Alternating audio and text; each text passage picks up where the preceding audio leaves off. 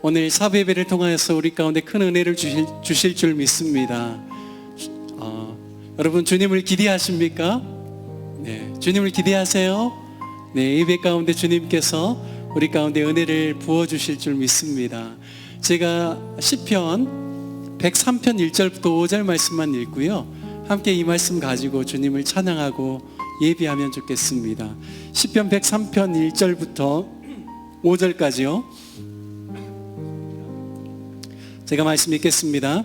내 영혼아 여호와를 송축하라. 내 속에 있는 것들아 다 그 성호를 송축하라. 내 영혼아 여호와를 송축하며 그 모든 은택을 잊지 말지어다.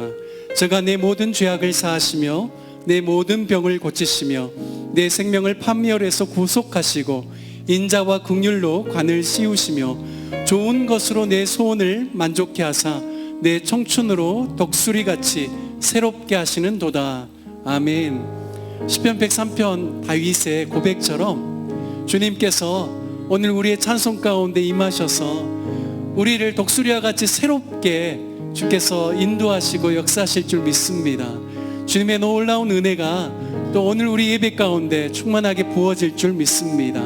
우리 이 시간 함께 같이 기도하실 때 우리 영혼에 선포했으면 좋겠습니다. 다윗이 고백했던 것처럼 내 영혼아 주님을 바라보며 내 영혼아 주님만을 송축하며 내 영혼아 주님만을 즐거워할지어다. 우리 이 시간 주님 앞에서 함께 같이 기도하실 때 오늘 사부 예배 가운데 은혜를 주시고 우리 영혼을 독수리와 같이 새롭게 하여 주시도록 함께 같이 기도하면서 찬양하면서 예배 시작하겠습니다. 하나님 아버지, 주님의 은혜와 사랑을 감사를 드립니다. 주님, 오늘 시편 103편에 다윗이 고백했던 것처럼 주님, 우리가 우리 영혼이 온전히 주님을 찬송하고 아버지는 내 속에 있는 깊은 곳 안에서부터 주님의 놀라운 은혜를 찬송하기를 원합니다. 주님, 우리 예배 가운데 임하여 주시고 다스려 주시옵소서. 성령이 우리 가운데 충만하게 임하여 주시옵소서. 아버지 하나님, 그리하여서 오늘 부어주시는 주님의 은혜로 말미암아 다시 한번 주님 안에서 소망을 발견하게 하여 주시고 주님, 우리 영혼을 독수리와 같이 새롭게 하시는 주님의 놀라운 은총을 힘입는 귀한 예배의 시간 될 수 있도록 인도하여 주시옵소서. 주님, 전심으로 주님을 바라봅니다. 주님의 역사 가운데 거하기를 원합니다. 주님, 오늘 찬송 가운데 거하시는 주님께서 오늘 사부 예배 가운데 충만하게 임하여 주시옵소서. 다스려 주시옵소서. 주님의 은혜를 부어 주시옵소서.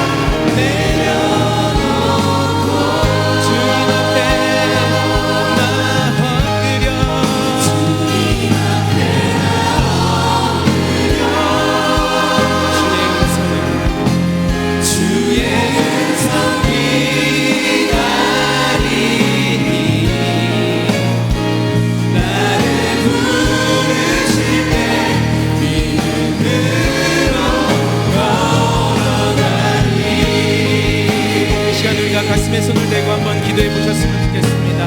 하나님, 나의 마음과 나의 뜻, 나의 생각들 내려놓고 오직 주님께 우리의 시선을 드리기 원합니다.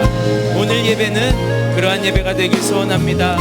내가 변화하는 예배, 내가 주님께 돌이키고 주님 앞에 새롭게 변화될 수 있는 그런 예배, 그런 말씀, 찬양, 기도 시간 되게 하여 주시옵소서. 다 같이 주님의 이름 한번 부르시고 기도하시겠습니다. 주여, 아버지, 우리의 생각과 우리의 뜻과 우리의 말과 행동, 우리의 모든 것을 내려놓고 오직 예수 그리스도 그분 한 분만을 바라보길 소원합니다. 주님 앞에 해답이 있고 주님 앞에 우리의 모든 소원이 간구가 되어 간절함이 되어 우리의 배고픔과 우리의 간구함이 되어서 주님 앞에 올려질 수 있도록 이 시간 우리의 마음을 이끌어 주시옵소서.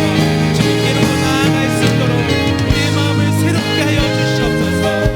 우리의 마음을 변화시킬 수 있는 그 성령님만을 의지합니다. 성령님 우리 가운데 찾아오셔서 우리의 마음을 돌이켜 주시옵소서. 주님 앞에 새롭게 전될 수 있도록 새로 변화될 수 있도록 인도하여 주시옵소서. 아버지여, 우리의 마음과 뜻과 생각을 다 내려놓기 원합니다. 하나님 앞에 우리의 소원이 우리 가운데 소원을 두고 행하시는 그 예수 그리스도만을 바라볼 수 있는 오늘 이 예배 되게 하여 주시옵소서. 우리의 인생을 주님께 걸 수 있도록 우리를 인도하여 주시옵소서. 다 같이 믿음으로 고백하시겠습니다. 주님을 보게 하소서. 아멘. 주님을 보게 하소서. 나를 붙드소서.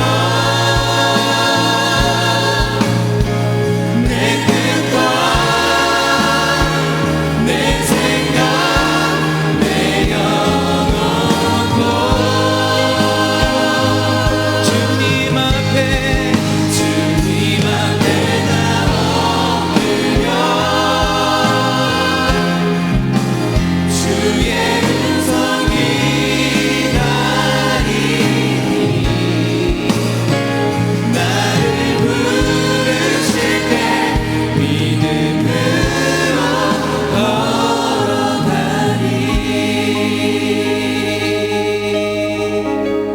아멘. 우리가 찬양하고 기도하는 것처럼 주님께서 우리 마음 가운데 찾아오시고 주님의 그 사랑이 우리를 가득 채우실 때 우리가 주님 앞에 새로 변화될 줄을 믿습니다.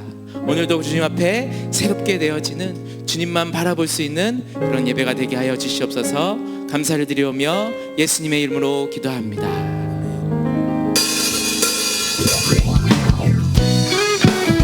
우리 오랜만에 다 같이 한번 일어나셔서 찬양해 보실까요? 일어나셔서 다 같이 박수 치시면서 우리 가운데 찾아오신 그 예수님의 사랑을 찬양합니다. 아멘.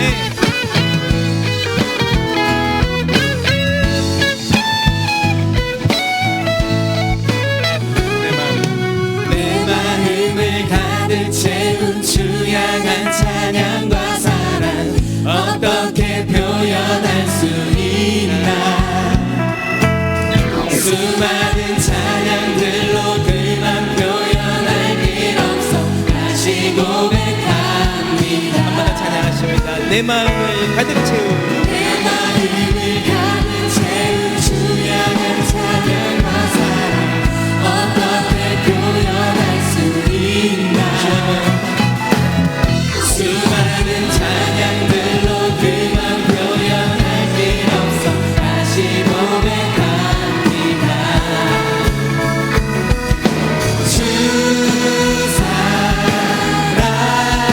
사랑해요. 몸만 다하여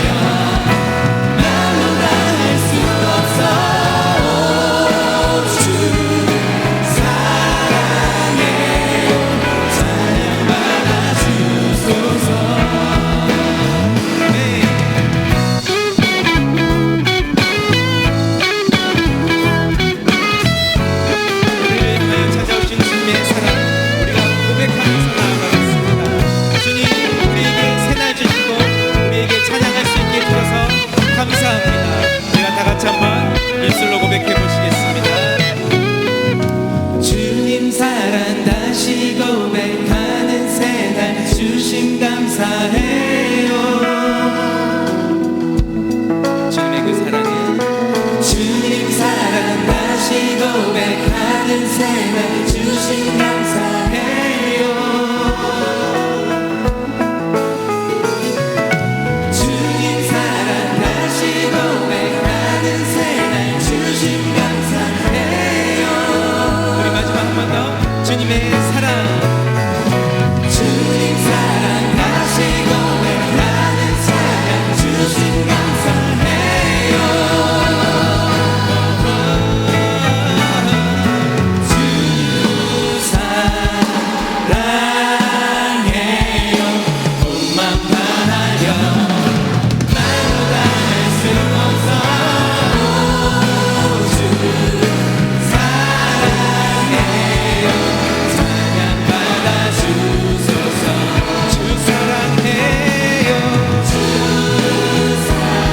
아멘. 우리의 마음을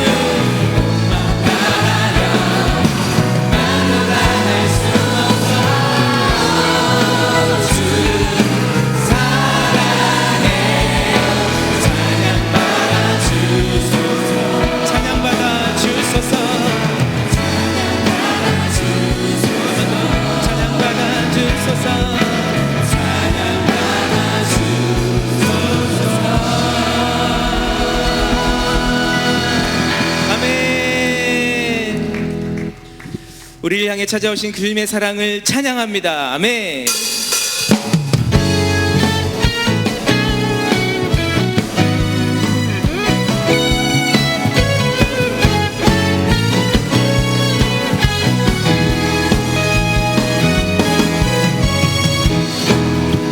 눈부신 햇살 저 하늘 넘어 내게 주어진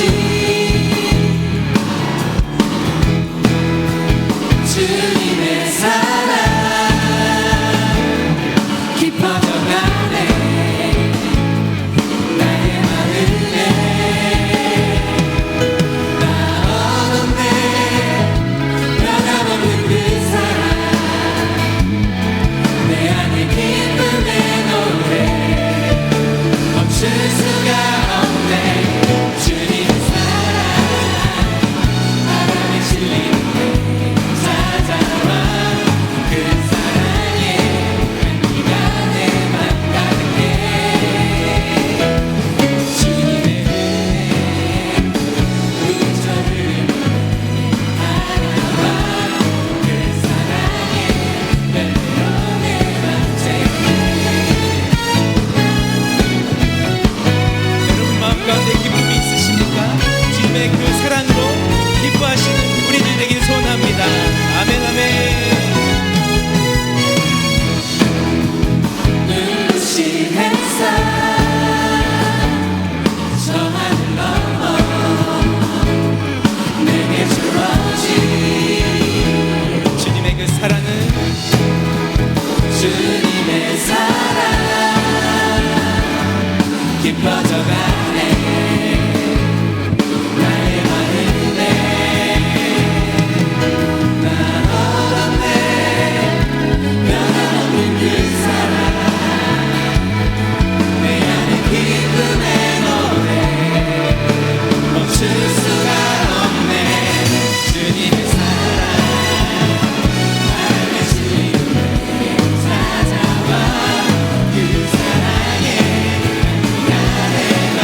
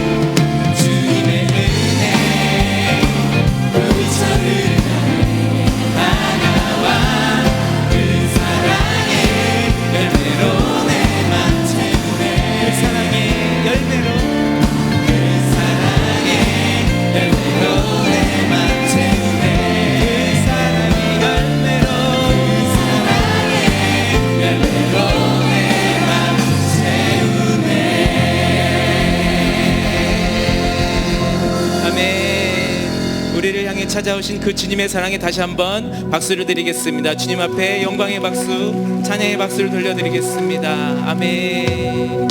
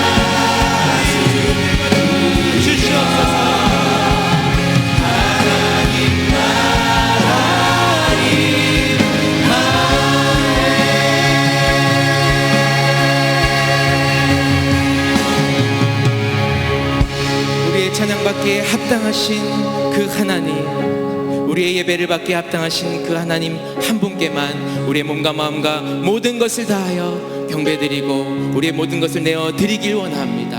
하나님, 우리의 예배를 받아 주시옵소서. 감사를 드리며 예수님의 이름으로 기도합니다. 다 같이 앉으셔서 감사하고 기쁜 마음으로 봉헌하시도록 하겠습니다.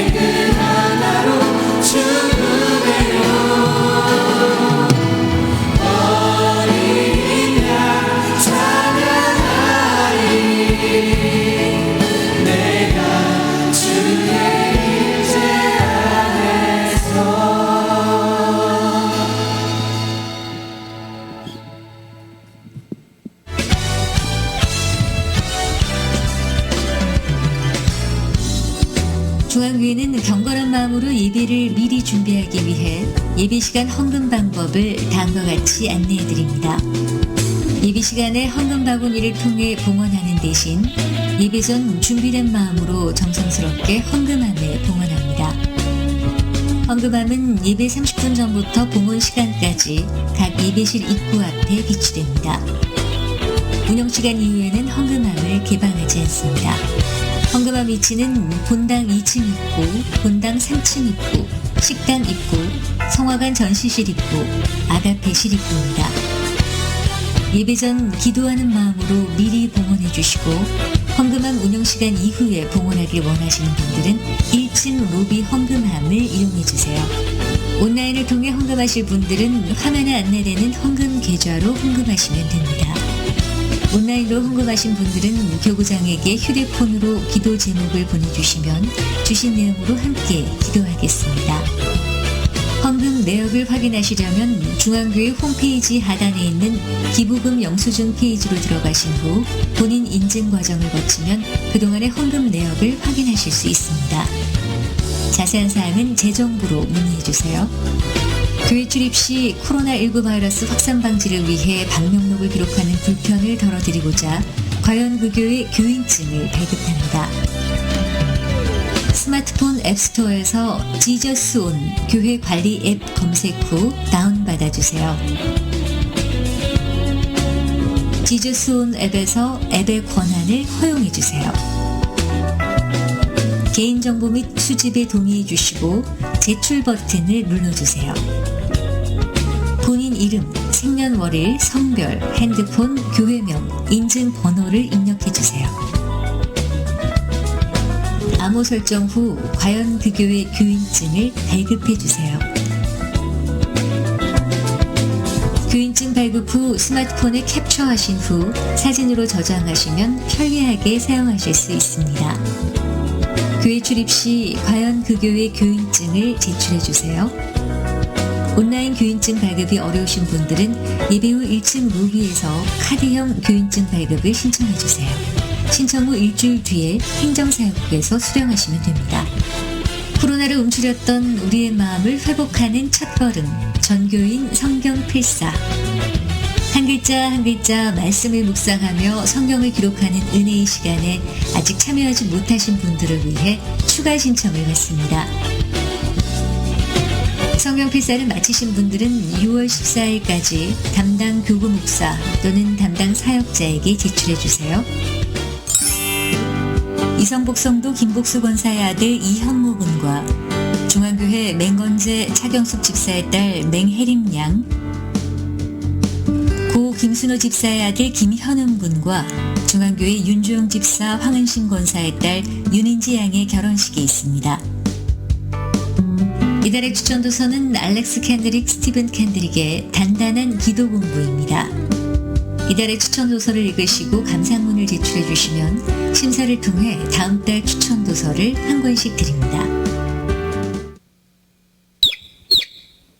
샬롬, 성년의 해를 맞이한 베냐민 친구들을 주님의 이름으로 축복합니다. 여러분들의 삶이 예수님과 더욱 친밀한 교제를 누리며 예수님을 따라가는 풍성한 삶이 되시길 기도하며 응원할게요. 사랑하고 축복합니다. 33기 베냐민 여러분, 성년이 된 것을 진심으로 축하드립니다.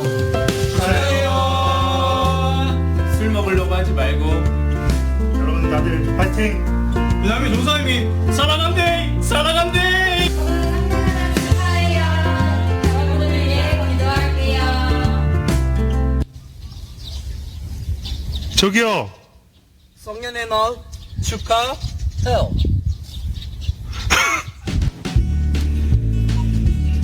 청년부 영상팀 여러분, 내일이 성년의 날이래요. 베냐민 여러분, 성년의 날 축하해요. 코로나도 깎을 수 없는 너희들의 청춘은 노래. 새롭게 성년이 된 베냐민 친구들 환영하고 축복합니다.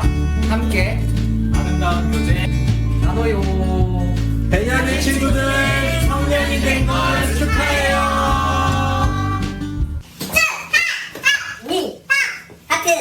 우리는 만나! 베냐민 친구들 안녕하세요. 성년의 날을 진심으로 축하합니다. 앞으로 남은 20살 기간도 만남 공동체 안에서 행복하게 지낼 수 있도록 저희가 최선을 다해 도와드릴게요.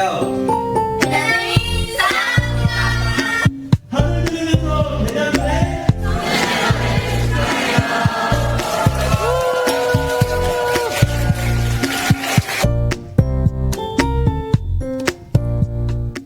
네, 영상으로 보셨지만 5월 18일이 성년의 날이었습니다. 그래서 올해 20살이 된 베냐민 33기 청년들이 성년이 되었는데요.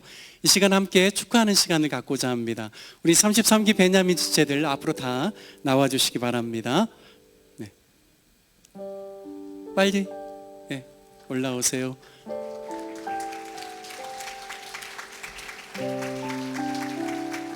자세.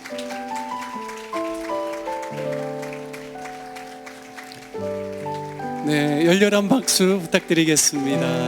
감사합니다.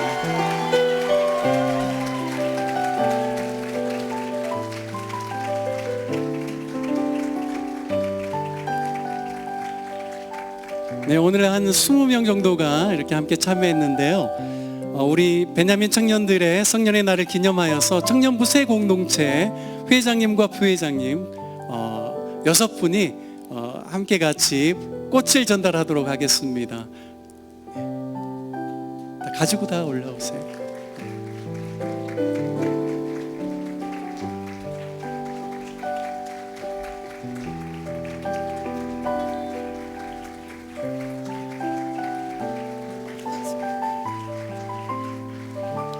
네, 꽃보다 더 아름다운 우리 33기 베냐민들 우리 축복하면 좋겠는데요. 하나님께서 당신을 통해 우리 찬양하면서 함께 축복하겠습니다.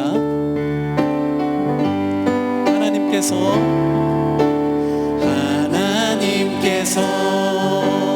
당신을 통해 메마른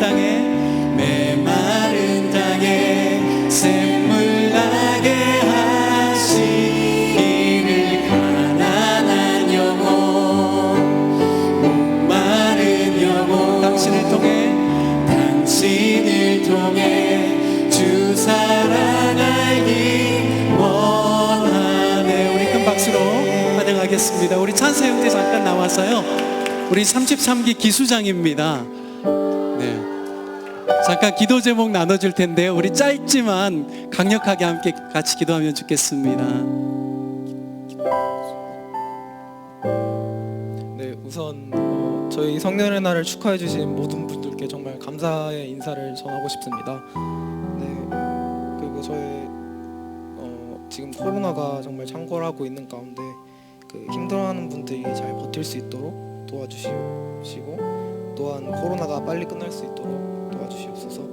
그리고 이번에 새롭게 들어간 학교에서 어떤 일이 있을지 모르지만 저희를 힘들게 할 수 있습니다. 하지만 그런 가운데서도 잘 이겨내고 버텨낼 수 있도록 도와주시옵소서. 예수 그리스도의 이름으로 기도드렸사옵나이다. 아멘. 네, 큰 박수로 환영하겠습니다. 네, 들어가 주시고요. 원래 우리가 같이 기도해 주려고 했는데 기도를 대표로 하셨어요. 자, 다 아래로 내려가 주시기 바랍니다.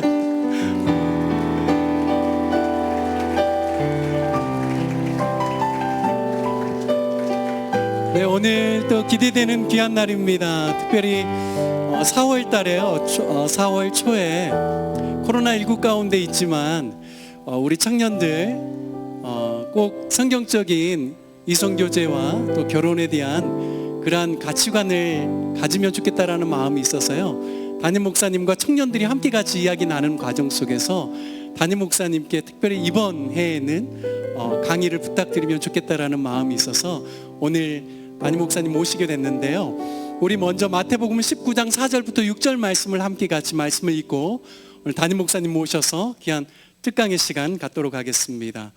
마태복음 19장 4절부터 6절 말씀입니다. 우리 다 같이 한 목소리로 말씀을 크게 읽겠습니다. 시작.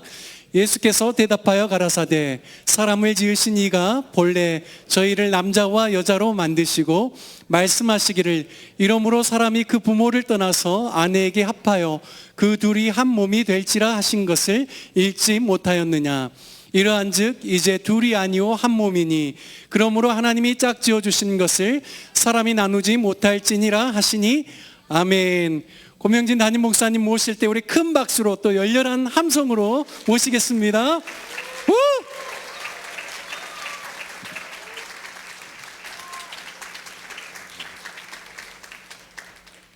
반갑습니다. 기대 별로 안 하시죠? 기대해요? 표정은 별로 기대 안 하고 이번 기대를 한다고 그러는데 이스라엘 사람들은 13살에 성년의식을 해요. 성년의식을 하기 전에 하는 일이 뭔가 하면 태어나서 가장 먼저 하는 게 쉐마라고 신명기 6장 4절부터 9절까지의 말씀을 암송하기 시작하고 성년의 날이 되면 13살까지 토라, 창세기, 출애굽기, 레위기, 민수기, 신명기까지 5권의 책을 다 암송하게 됩니다. 시편 119편도 암송을 해요.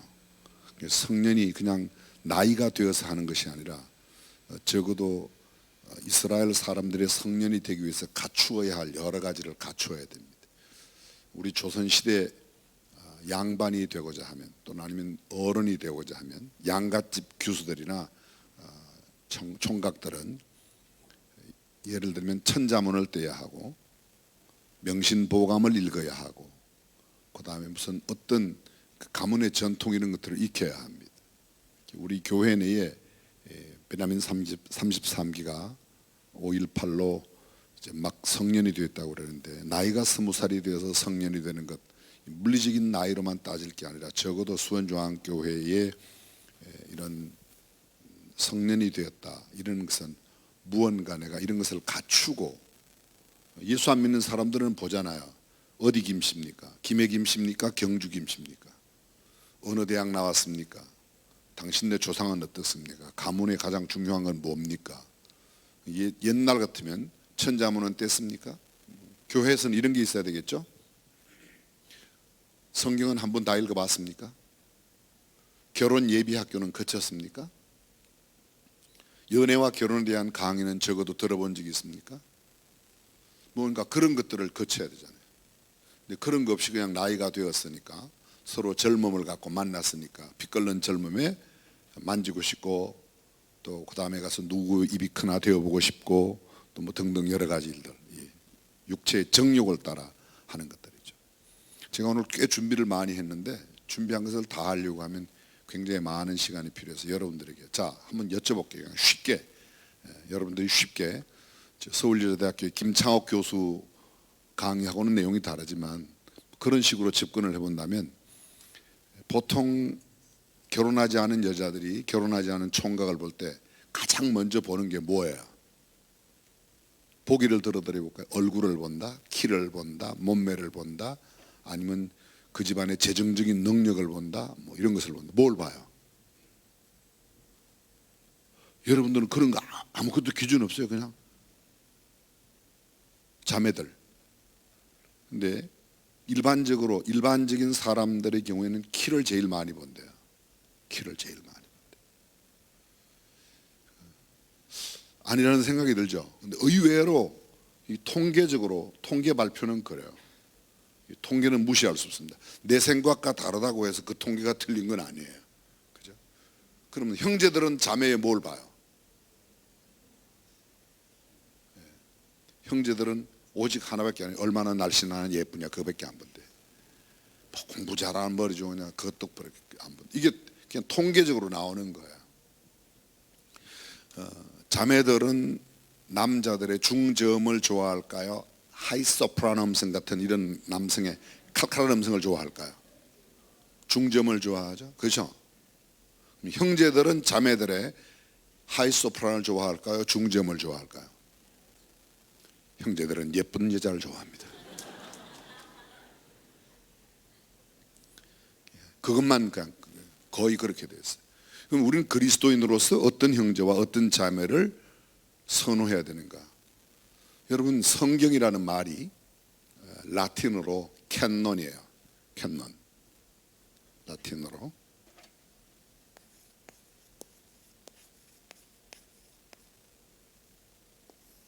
이게 라틴어인데요. 여기서 성경이 왔어요. 성경. 이 말은 원래 캔논을 번역하면 성경이 아니라 정경입니다. 정경. 바른 경전이에요.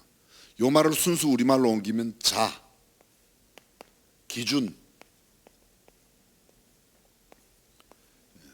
옳고 그름의 기준이 성경이라는 거예요. 옳고 그름의 기준. 내 생각대로, 내 기준으로 보는 게 아니죠. 그렇죠? 근데 우리는 보통 나는 내 취향이 있어. 난 아무나 좋아하는 게 아니야. 나도 취향이 있다. 나는 감정에 충실한 사람이야. 감정에 충실한 사람이야. 언뜻 들으면 굉장히 설득력 있는 이야기인데 감정에 충실하다. 그게요. 범죄의 길로 인도하는 일이면. 예를 들어서 내가 딱 보았는데 어떤 자매가 너무 예뻐요. 진짜 내 마음에 쏙 들어요. 근데 봤더니 결혼했어. 근데 내 감정은 자꾸 그 여자가 좋아져. 감정에 충실할 수 있어요. 그래도 충실하려고 그래요. 지금 세상의 가치는 결혼하고 안 하고 상관이 없어. 내가 감정이 끌리면 그냥 하려고 그래. 근데 우리는 절대로 그렇게 하면 안 되겠죠. 여러분도 그렇게 된다고 생각해요? 우리는 아니죠. 아니죠. 확실히 아니어야 해요. 왜? 성경이 그렇게 허용하지 않기 때문에. 내 감정대로 안 해요. 나는 감성에 충실하고 감정에 충실하다. 아주 무서운 생각이에요. 우리가 충실해야 된다면 하나님의 말씀에 충실해야 된다고 동의하시면 아멘. 그럼 적어도 성경이 말하고 있는 기준을 알아야 될 거 아니에요. 기준. 제가 지난번에 몇몇 우리 청년부 형제자매들하고 이야기를 해봤어요. 아주 젊은 이제 막 청년이 된 지 얼마 안 된 그런 또는 막 고등학교 졸업반에 있는 그런 청년들하고 학생들하고 이야기를 해봤어요. 언제 연애하면 되니? 최근에 있었던 이야기 하나만 할게요. 지난 4월 9일 날인가요? 우리 학교 학생들 중앙예담학교 학생들 입학 예배 및 입학식을 영상으로 했어요. 신입생들 첫 수업을 중학생 20명씩 두 클래스 40명 첫 수업을 입학 예배를 드리고 난 뒤에 제가 했어요. 고등학교 80명 네 클래스 줌을 통해서 영상으로 예배를 드리고 나서 첫 수업을 제가 했어요. 질의응답하는 걸로 제가 간단한 몇 가지 이야기하고 질의응답을 했어요. 아이들이 중학교 1학년 고등학교 1학년들의 가장 관심 있는 문제가 뭐였는가 하면 운동에 관해서는 축구를 많이 물어봤어요. 근데 아니고요. 제일 많이 물어보는 거는 연애해도 돼요 그러더라고요. 중학교 1학년 아이들이 연애에 관심이 그렇게 많아요. 고등학교 1학년들 연애에 관심 많아요. 제 주변에는 제가 혹시 답 못할까 봐 우리 예담학교 선생님들이 제가 대답 못할 거를 대답해 주기 위해서, 도와주기 위해서 선생님들이 쫙 있었는데, 연애해도 돼요? 질문이 나오니까 다 안 된다고, 다 안 된다고 해서 제가 된다 그랬어요. 그냥 질러버렸어요. 제가 연애해도 된다고 그랬어요. 근데 연애를 건강한 연애를 하라고 그랬어요.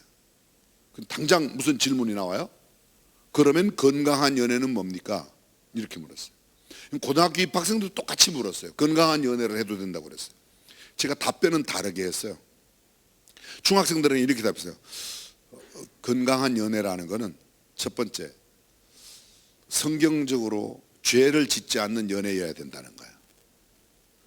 두 번째, 적어도 연애하면 무엇이 유익하고 무엇이 나한테 손해가 되는가를 알아야 된다는 거죠. 그 다음에 어른들이, 선생님들이 보는 데서도 당당하게 만날 수 있는 연애를 하라고 그랬어요. 아무도 보지 않는 캄캄한 골목에 가서 네 입이 크냐 내 입이 크냐 한번 대보자, 이런 것들 하지 말라고 그랬어요. 이해가 되세요? 깔깔깔 넘어갔어요. 고등학생들이 또 물었어요. 제가 이야기했어요. 건강한 연애를 해라. 건강한 연애가 뭡니까? 첫 번째, 연애의 장점과 단점을 알 때. 두 번째, 연애를 통한 하나님의 뜻과 계획을 알 수 있을 때. 세 번째, 연애에 실패해도 내 인생의 궁극적인 목적에는 변함이 없을 때.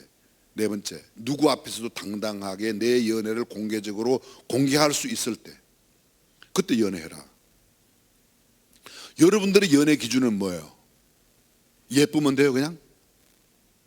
키만 크면 돼요? 우리가 그런 기준이 있어야 된다는 거죠. 우리가.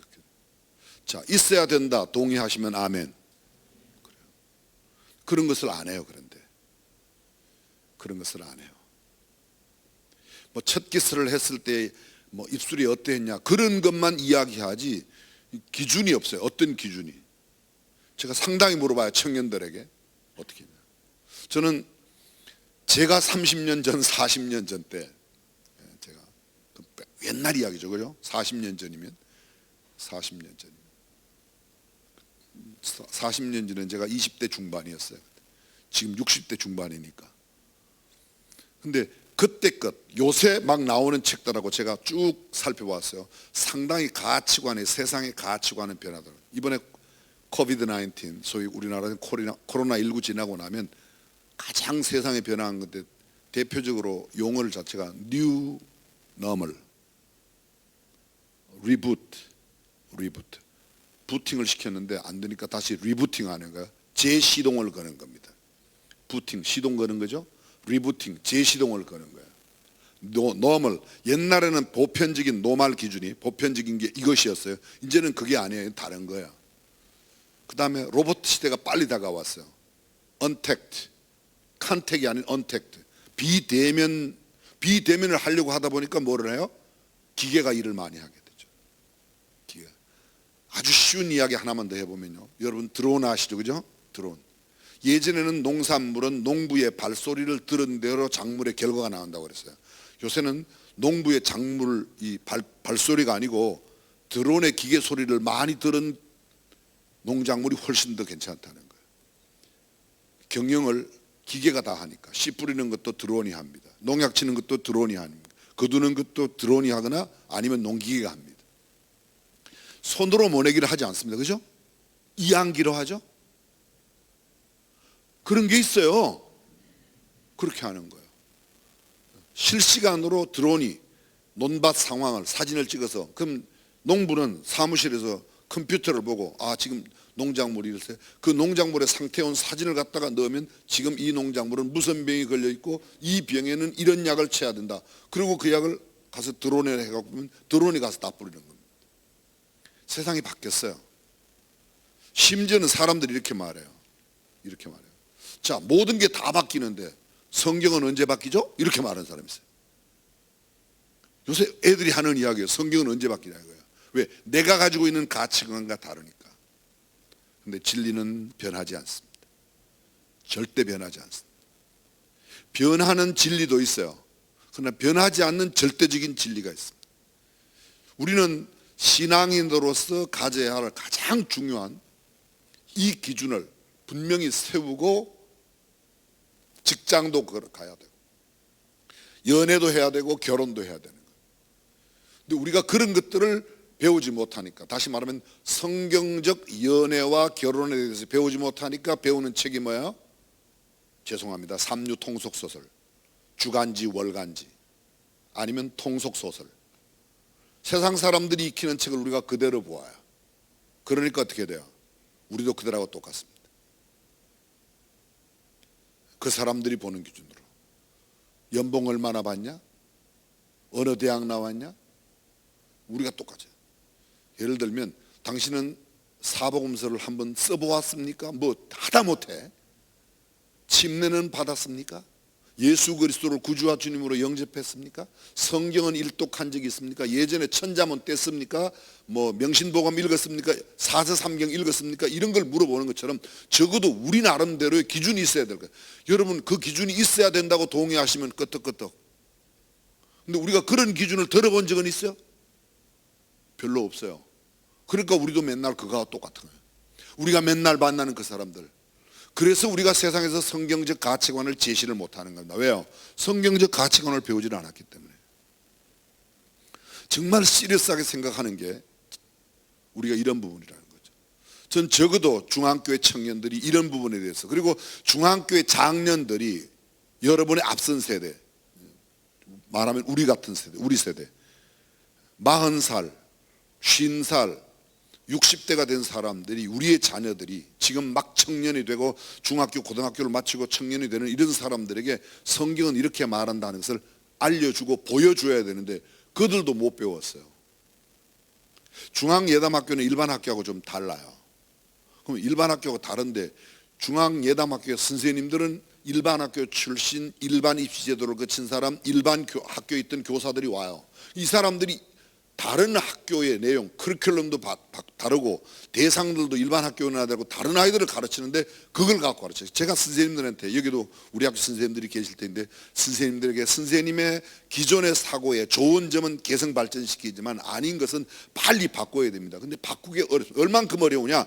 오른손을 늘 쓰던 사람이 갑자기 오른손을 안 쓰고 왼손으로 밥을 먹거나, 오른손으로 뭐 탁구를 치던 사람이 왼손으로 탁구 치는 게 어려워요, 쉬워요? 굉장히 어려워요. 양손으로 쓰던 사람은 괜찮으면 그게 그만큼 어렵습니다. 그런데 이게 딱 부러지고, 예를 들면 깁스를 하면 왼손을 안 쓸 수가 없어요. 근데 쓰다 보면 익숙해져요. 그만큼 어렵지만 그래도 해야 되는 겁니다. 그래야 우리가 성경적인 사람으로 살아가는 거예요. 자, 제가 일반적인 이야기를 너무 많이 했습니다. 제가 오늘 핵심적으로 여러분과 함께 나누고 싶은 이야기는 연애와 결혼이에요. 그리스도인의 연애와 결혼. 저는 청년들의 영원한 주제가 뭔가 하면 연애와 결혼, 그리고 진로, 두 가지라고 생각해요. 진로와 연애와 결혼. 맞아요? 그거보다 더 중요한 거 있어요?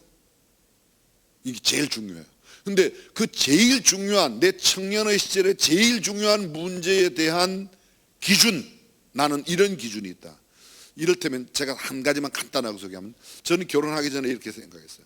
내가 내 결혼을 한다고 그러면 결혼 상대에 대해서 상담을 할 때 이 사람이 어떠냐고 내가 누군가 상담을 하면, 첫째, 결혼한 사람과 상담한다. 결혼하지 않은 사람과 내가 상담 안 한다. 두 번째, 결혼을 하고 나서 행복하게 살고 있는 어른을 찾아가서 내가 상담하겠다.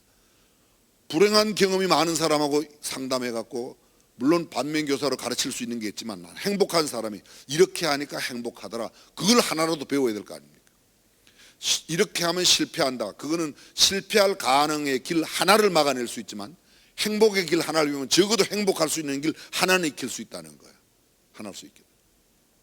그런 몇 가지 전제를 갖고 제가 딱 한 번 찾아갔어요. 어떤 목사님을. 제가 보기에 그분은 참 목회도 잘하시고 부부간에 행복하시고 했어요. 나중에 알고 보니까 좀 그렇지 않더라고요. 근데 어쨌든 그때 그랬어요. 적어도 기본적으로 그분이 그렇지 않더라도 내 눈에 내가 그런 기준을 두고 가서 해야겠다는 거예요. 근데 대부분의 상담을 누구랑 하는가 하면 자기 친구랑 해요. 그렇죠? 친한 친구. 왜? 우리는 흉악물이 없이 다 뭐든지 이야기할 수 있는 친구라고. 근데 실제적인 도움을 줄 수 있기도 하지만 별로 그게 도움 안 됩니다. 왜? 또래 집단이라 비슷한기 때문에 그렇습니다. 자, 이런 이야기를 길게 하지 않겠습니다. 제가 오늘 여러분들과 함께 나누는 이야기, 그리스도인의 연애와 결혼이야. 다른 말로 말하면 연애는 어떻게 이루어져요? 만남으로 이루어져요. 그렇죠? 만남과 스침은 전혀 다른 것이죠. 동의하십니까? 만나고 스치는 것. 만남이란 그 만남 가운데 뭔가 역사를 만들어내는 것. 스치는 건 그냥 불교에서 이렇게 말해요. 옷깃만 스쳐도 인연이다. 성경 없는 그런 이야기는 또 잘 알아요. 몰라도 괜찮아요. 우리는 이렇게 내가 이분을 만났다, 이 사람을 만났다, 이 자매를 만났다, 이 형제를 만났다. 하나님께서 이 자매를 왜 만나게 하셨는가? 이런 걸 갖다가 좀 어려운 말로 이렇게 표현하는 겁니다. 소위 divine purpose. 거룩한 목적이 뭐냐? 다른 말로 또 이렇게 표현하면 신적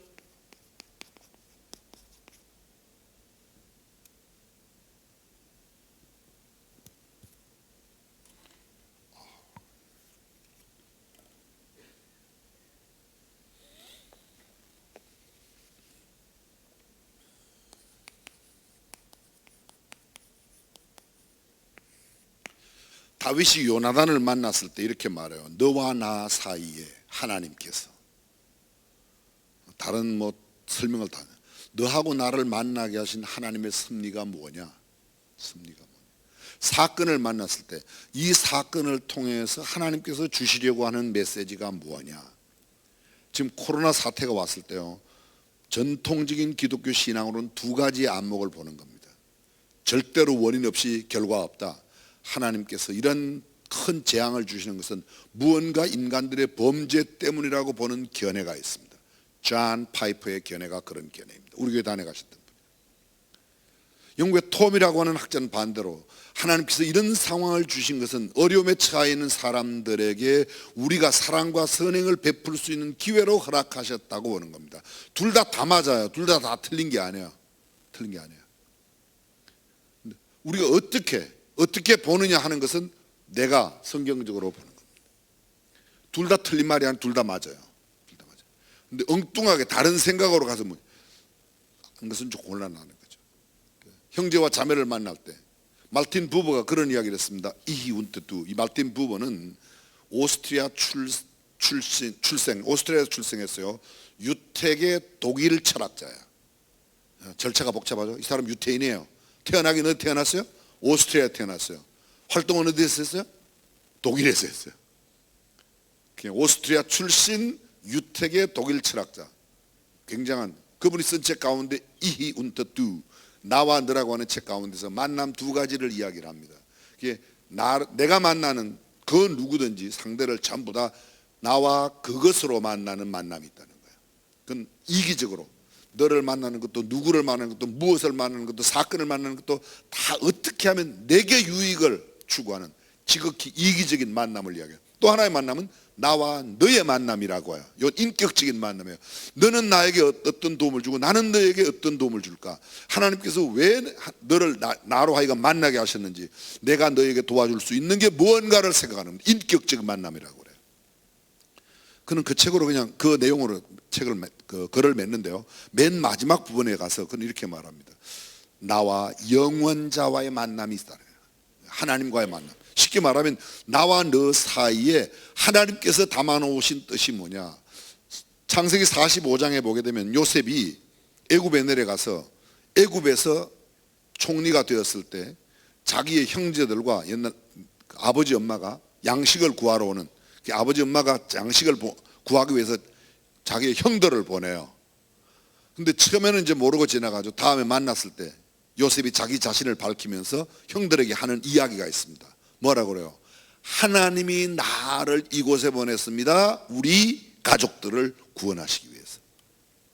그때는 내가 억울하게 팔려갔어요. 물 없는 웅덩이 속에 던짐을 당하고 노예로 팔려와서 보디바르의 집에서 종살이를 하면서 큰 고난을 겪고 억울한 누명을 쓰고 옥살이를 하고, 그리고 천신만고 끝에 바로의 꿈을 해석하여 총리가 되었습니다. 근데 그 모든 과거의 여러 가지, 아마 어쩌면 굉장한 트라우마가 있을 거예요. 요셉은요, 물 없는 웅덩이에 던져서 극적으로 르벤에 의해서 구원되는 사건이라든지, 그가 은 20에 팔려 애굽에 내려왔을 때 감옥에 갔을 때 억울한, 얼마나 트라우마 많겠어요. 근데 그의 결국은 이렇게 말합니다. 하나님이 나를, 창세기 45장에 하나님이 나를 이게 거듭거듭 강조하여. 그때 형이 나를 미워해서 팔았지. 형 이리 와, 여기 무릎 꿇어. 사실 무릎 꿇어 하기 전에 다 그들이 다 총리 요셉에게 다 절했습니다. 요셉은 알아보는 겁니다. 형들은 히브리 말로 막 이야기를 하죠. 요셉은 히브리 말을 다 알아요. 형들이 하고 있는 말을 다 알아듣는 겁니다. 뭐라고 그러죠, 형들이요? 야, 그때 우리가 그때 동생한테 못할 짓 해서 우리가 이렇게 벌 받는 거야. 이렇게 이야기하는 거를 지금 요셉을 앞에 두고 이야기하는 거. 요셉인지 모르니까. 그런데 요셉은 전혀 그들하고 생각하는 게 다릅니다. 형들이여, 나를 팔았으므로 근심하지 마소서, 한탄하지 마소서. 하나님이 우리를 구원하시려고, 아버지 우리 가족들을 구원하시려고 나를 먼저 보냈습니다. 얼마나 멋지고 근사한. 자, 여기만 이런 게 아닙니다. 인생에 만나는 남녀관계도 마찬가지죠. 남녀관계도 나와 그를 만나게 하신 그 하나님의 뜻.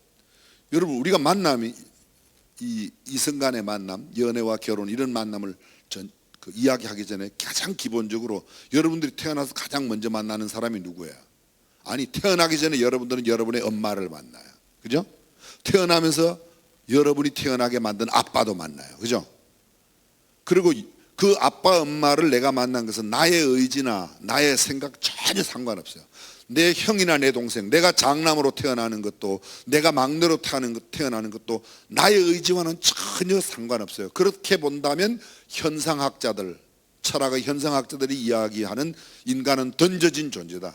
어떤 절대 권력에 의해서 너는 장남으로 던지고, 너는 차남으로 던지고, 너는 막내로 던지고, 피투성의 존재로서의 던져진 자리에서 왜 내가 이곳에 살고 있는가를 살고 가는 것뿐이다. 상당히 일리가 있는 철학의 한 논리입니다. 근데 우리는 그렇게 안 보죠. 하나님께서 왜 나를 이 집에 장남으로 태어나게 하셨는가? 하나님께서 나를 이 집에 태어나게 하신 이유가 뭔가? 하나님께서 이 시대에 수많은 교회 가운데 왜 중앙교회를 나오게 하셨는가?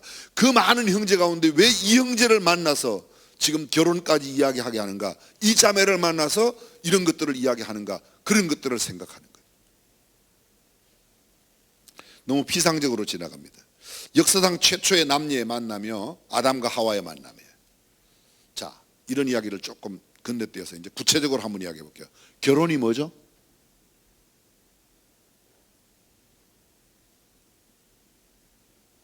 결혼, define the marriage. 결혼을 정의해 보세요. 여러분 앞으로 결혼하실 거죠? 근데 결혼이 뭔지 모르고 하는 거예요? 결혼이 뭔지 알고 하는 거예요? 이렇게 탁 단도직입적으로 탁 질문을 던지니까 진짜 결혼이 뭐지? 내가 깊이 생각해봤냐? 자, 그럼 이럴 거예요. 연애가 뭐예요? 연애하고 싶죠? 대답을 아예 안 해요. 이제는 아주 굉장히 지혜로워서 안 해요. 연애가 뭔지, 결혼이 뭔지, 성경은 이런 점에 대해서 뭐라고 이야기하는지. 결혼이란 상호 보완과 성숙입니다. completeness. 제가 이건 교재로 만들어서 여러분들에게 다 나누어 드릴게요. 성경의 창세기 2장 18절에 보면 사람이 독차하는 것이 좋지 못하니 내가 이를 위하여 돕는 배필을 지으리라 하고 아담을 잠든 게 하여 그의 갈빗대를 취하여 하와를 만들죠. 돕는 배필. 여기 돕는다는 말이 상대의 부족한 것을 보면 그것이 바로 내가 존재하는 이유라고 느끼고 생각하고 행동하는 사람, 그게 돕는 거예요. 돕는다는 말이 히브리어로 야사라고 돼 있어요. 야사. 거기에서 발전된 게 여호수아, 예수와 이사야 할 때 이사, 이게 전부 다. 신약에는 그게 예수예요. 예수, 그 이름의 뜻이 뭐죠? 그가 자기 백성을 저희 죄로부터 구원한다.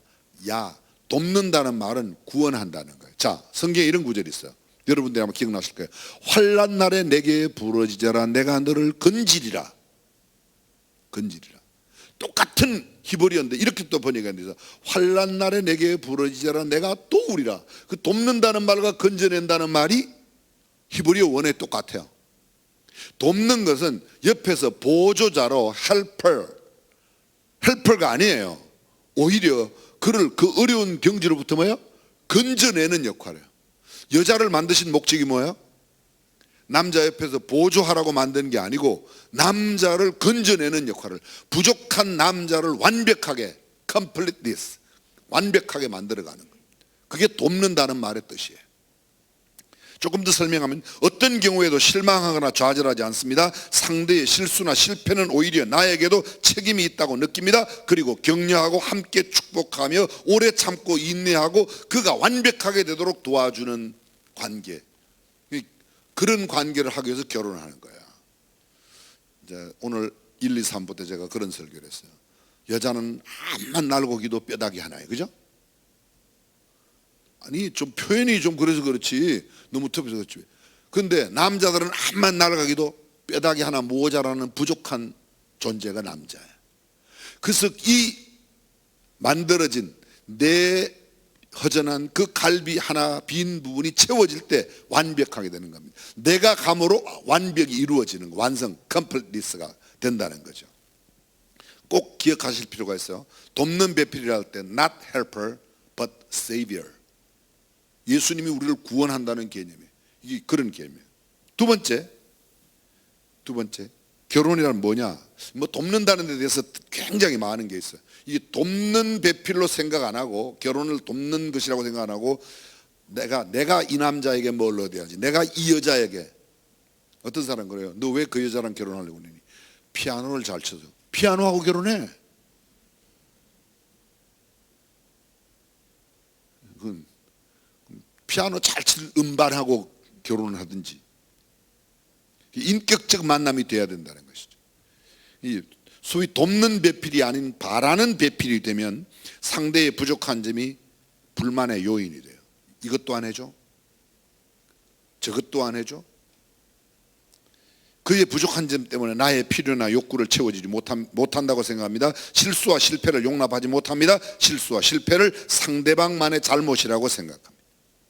한 걸음 더 나아가 이런 거 있어요. 포기한 사람, 포기한 배필. 나하고 이제 난 너한테 별로 기도도 안 해. 너는 너대로 살아. 난 나대로 살게. 이게 잘못된 결혼들의 모습입니다. 돕는 배필은 서로를 행복하고 풍요하게 만들지만 바라는 배필은 자신을 불행하게 만들 뿐만 아니라 배우자까지 불행하게 만들. 어떤 사람이 도울 수가 있는가? 자, 그러면 완벽을 이루기 위해서 결혼하는데, 결혼은 완벽을 이루는 건데요, 완성인데, 컴플리트, 상호 보완과 성숙이라고 그랬는데, 그러려고 하면 어떤 사람이 되어야 할까요? 어떤 사람이 도와줄 수 있어요? 어떤 사람이 구원해낼 수 있어요? 쉬운 말로 말하면, 그냥 우리 표현으로 말하면 어떤 사람이 돕는 배필이 될 수 있어요? 도울 수 있는 능력을 가진 사람, 우리 식으로 표현하겠습니다. 실력 있는 사람, 건강한 사람, 내가 여유로운 사람, 내게 넘치는 게 있어야 남을 도와주죠. 지금 나도 내 몸 하나도 간수하기 힘든데 어떻게 남을 도와줘요? 어떻게 남을 구원해요? 내 하나 살아가기도 바쁜데 어떻게 남을 건져낼 수 있습니까? 그건 불가능해요. 그렇다고 그러면 난 어떤 사람? 능력 있는 사람, 실력 있는 사람, 성숙한 사람, 건강한 사람, 성품이 고매한 사람, 체력이 건강한 사람, 탁월한 역량을 가진 사람, 영성이 풍성한 사람이 되어야 도와줄 수 있다는 겁니다. 그래서 결혼을 하려고 하면 뭐예요? 내가 영적으로 성숙해야 되고 적어도 인간관계를 원만하게 가질 수 있는 그런 인품을 가져야 되고 센스 있는 사람으로 현실의 감각을 익히고 유머 감각도 가지고 남을 도와줄 수 있고 적극적으로 긍정적으로 나설 수 있는 사람이 되고 감사하며 살아가는 사람, 불평하는 사람이 아닙니다. 성숙한 사람이 되어서 사람을 사랑하고 그 사람 행하는 일을 사랑하고 도와줄 수 있는 사람이 되어야만 결혼해야 되는데 우리는 그게 아니고 그냥 내가 일단 좋아서 결혼하는 거예요. 여러분, 좋아하는 것과 사랑하는 차이는 아시죠? 그죠? 여러분의 지금 눈빛은 그냥 자꾸 묻지 말고 네가 빨리빨리 혼자 이야기해라. 어차피 네가 할 거 아이가. 예, 알겠습니다. 고양이는 쥐를 좋아해요. 고양이는 쥐를 사랑하지 않습니다. 좋아한다는 건요, 나의 이기적인 욕구를 채우는 거예요. 사랑한다는 것은 상대방이 원하는 것을 내가 희생하고 도와줄 수 있는 거예요. 자, 여러분, 사랑합니까? 좋아합니까? 너 왜 그 여자랑 만나냐? 너 왜 그 형제랑 만나냐? 노래를 잘생겼어요. 잘생긴 걸 내가 좋아하는 겁니다. 잘생긴 걸 좋아하는 내 욕구를 그 사람이 채워주는 거예요. 그 사람의 외모가, 그 사람의 키가, 그 사람의 가문이, 그 사람이 가지고 있는 부와 재물과 실력이 그걸 채워주니까 내가 그 사람과 결혼하겠다는 거예요. 이거는 결혼의 의도와, 성경이 말하고 있는 결혼의 의도와는 전혀 상관이 없는 거죠. 소위 그에게 바라는 것 때문에 하니까, 내가 이 사람과 결혼해서 이 사람을 이렇게 완벽하게 만들어야지, 이 사람은 이런 부분이 부족한 건 내가 이런 걸 채워줘야지, 내가 이 여자에게 이렇게 해주어야지. 이해가 되시면, 오늘 여러분 앞에 서 있는 목사는요, 반응이 있을 때 조금 잘 풀어가는 경향이 있음을 참고해 주시길 바라요. 일리가 있어요? 결혼이 뭐라고요? 상호 인격의 보완과 성숙입니다. 두 번째, 결혼이 뭐냐? 미래의 세대를 계승하는 거예요. 지난번에도 그런 이야기인데, 지난주에 제가 딩크족, 더블 인컴 노 키즈, DINK, 더블 인컴 노 키즈, 아이는 갖지 않고 돈을 많이 벌어서 우리가 즐긴다. 우리 나이 또래 60대 중반의 사람들이 결혼을 했던 당시 20대 말 30대에 결혼하면요, 8년이면 집을 샀어요. 근데 지금은 20대 말 30대에 결혼하면요, 자기 집을 마련하는데 평균으로 걸리는 기간이 32년, 34년 걸린대요. 어차피 우리 집 사긴 틀렸고, 집 사면 벌써 노망이에요. 그러니까 집 사지 말고 그냥 우리끼리 즐기자. 애 많이 나니까 힘드니까. 그러니까 성경적으로 애를 가져야 되는 이유나 이런 것에 대해서 생각해본 역사가 없어. 애를 2명 낳을 걸까 3명일까? 신혼여행 왜 가요? 결혼하면 신혼여행 가죠. 저는 생각이 없는데요, 안 가는데 뭐. 그런 사람도 또 일부러 그런 사람이 있을지 모르겠어요. 근데 대부분은 신혼여행 가. 신혼여행 왜 가? 일단 결혼 상황, 결혼식 상황까지의 복잡한 그 환경을 신랑 신부만 새롭게 가정을 이룬 사람이 떠나서 쉼과 안식을 얻는 게 가장 기본적이고, 두 번째로 뭐예요? 우리 결혼에 대한 구체적인 의원, 결혼 생활에 대한 계획을 그때 나누는 거예요. 우리가 계획대로 되는 건 아니에요. 우리는 애를 3명 낳았으면 좋겠다, 2명 낳았으면 좋겠다. 원하는 대로 아들 둘 딸 하나, 아니면 딸 둘 아들 하나, 그대로 되는 건 아니에요. 딸만 나올 수도 있고 아들만 나올 수도 있고 안 나올 수도 있고. 그러나 적어도 그런 것들을 이야기하고, 상대, 내가 좋아하고 내가 자라온 배경들을 이야기하는 겁니다. 미리 교제가 오래됐던 사람들은 교제할 때 나는 이런 거는 싫어해요, 난 이런 건 좋아해요, 내 기호를 미리 알려둘 필요가 있어요. 생일날 선물 안 줬다고 지나간 뒤에 시비 걸지 말고 미리 이야기해요. 내 생일이 요 날이에요, 나는 이런 선물을 받고 싶어요. 이야기해요. 그거 이야기도 안 하고 지나간 뒤에 그날이 무슨 날인지 알아? 내가 어떻게 알아? 관심 없네, 껐나. 대부분 그런 식이란 말이지. 그러지 말고 이야기해. 내 생일이 앞으로 일주일 뒤인데, 한 달 뒤인데 나는 이런 선물을 받고 싶은데 네가 그 선물 해주면 참 기쁘겠어. 안 해주거든. 그냥 내 돈으로 사고 네가 해준 거라고 치자고. 그게 실망하는 것보다는 훨씬 낫다는 거예요. 저는 사례비를 받으면 제 아내가 다 가져가요. 제 아내 통장으로. 제 통장에 제 아내가 전적해요. 난 제 정확한 사례비도 잘 몰라요. 11조 떼고 주일헌금하고 감사하고, 다음 사례비 날 때까지 미리 곱하기 주일 수해갖고 주일헌금, 감사헌금, 11조 다 내고 나머지는 안 했어요. 근데 가끔 제가 그래도 제게 여유가 있어서 아내에 선물도 하지만, 어떤 때는 보면 여보, 내가 선물을 샀어. 무슨 선물? 당신이 해준 거라고 생각하고 내가 이걸 샀어. 그래. 잘했어. 안 사준다고 지랄하는 것보다는 훨씬 낫지.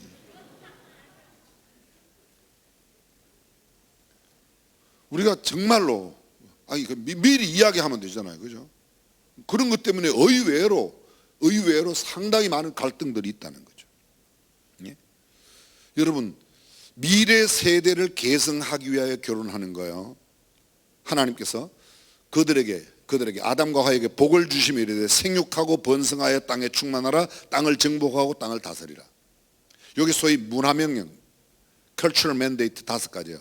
생육하고 번성하고, 그 다음에 땅에 충만하고 땅을 정복하고 땅을 다스리라는 거예요.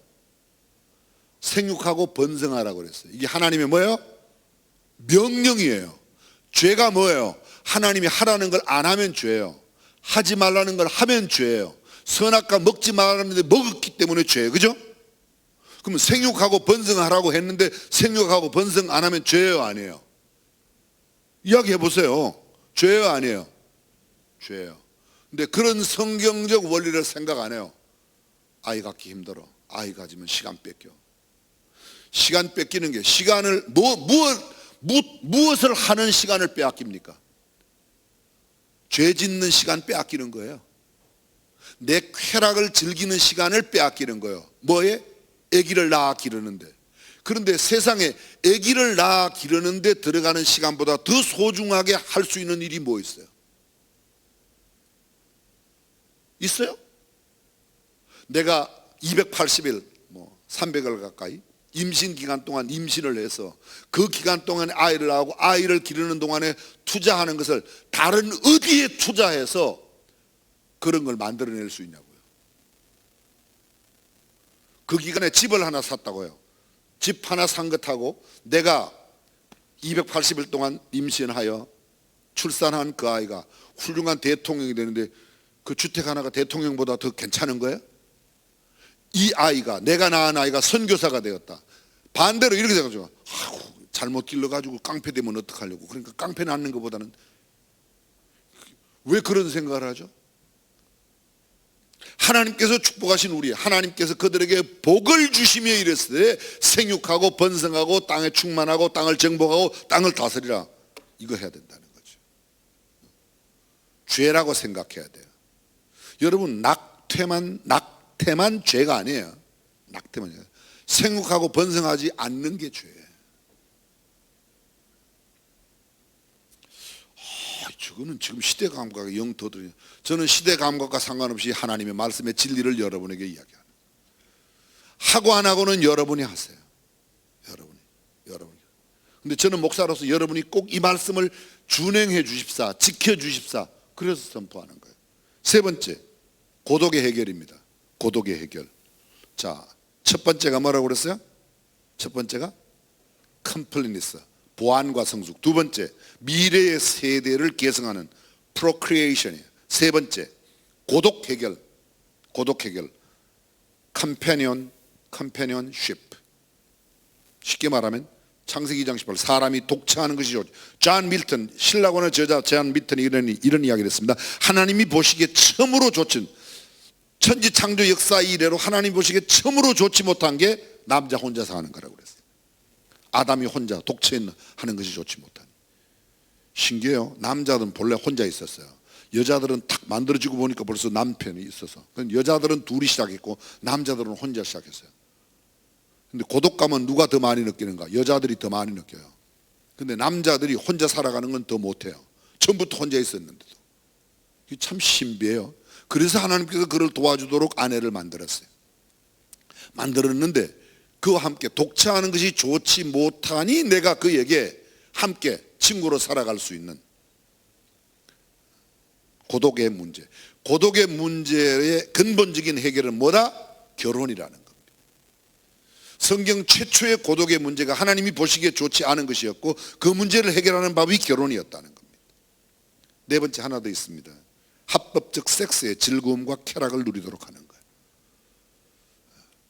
자, 여러분들이 OX Sex with Love, 사랑으로 섹스한다. 사랑하면 섹스한다. OX, 맞으면 동그라미, 틀리면 X.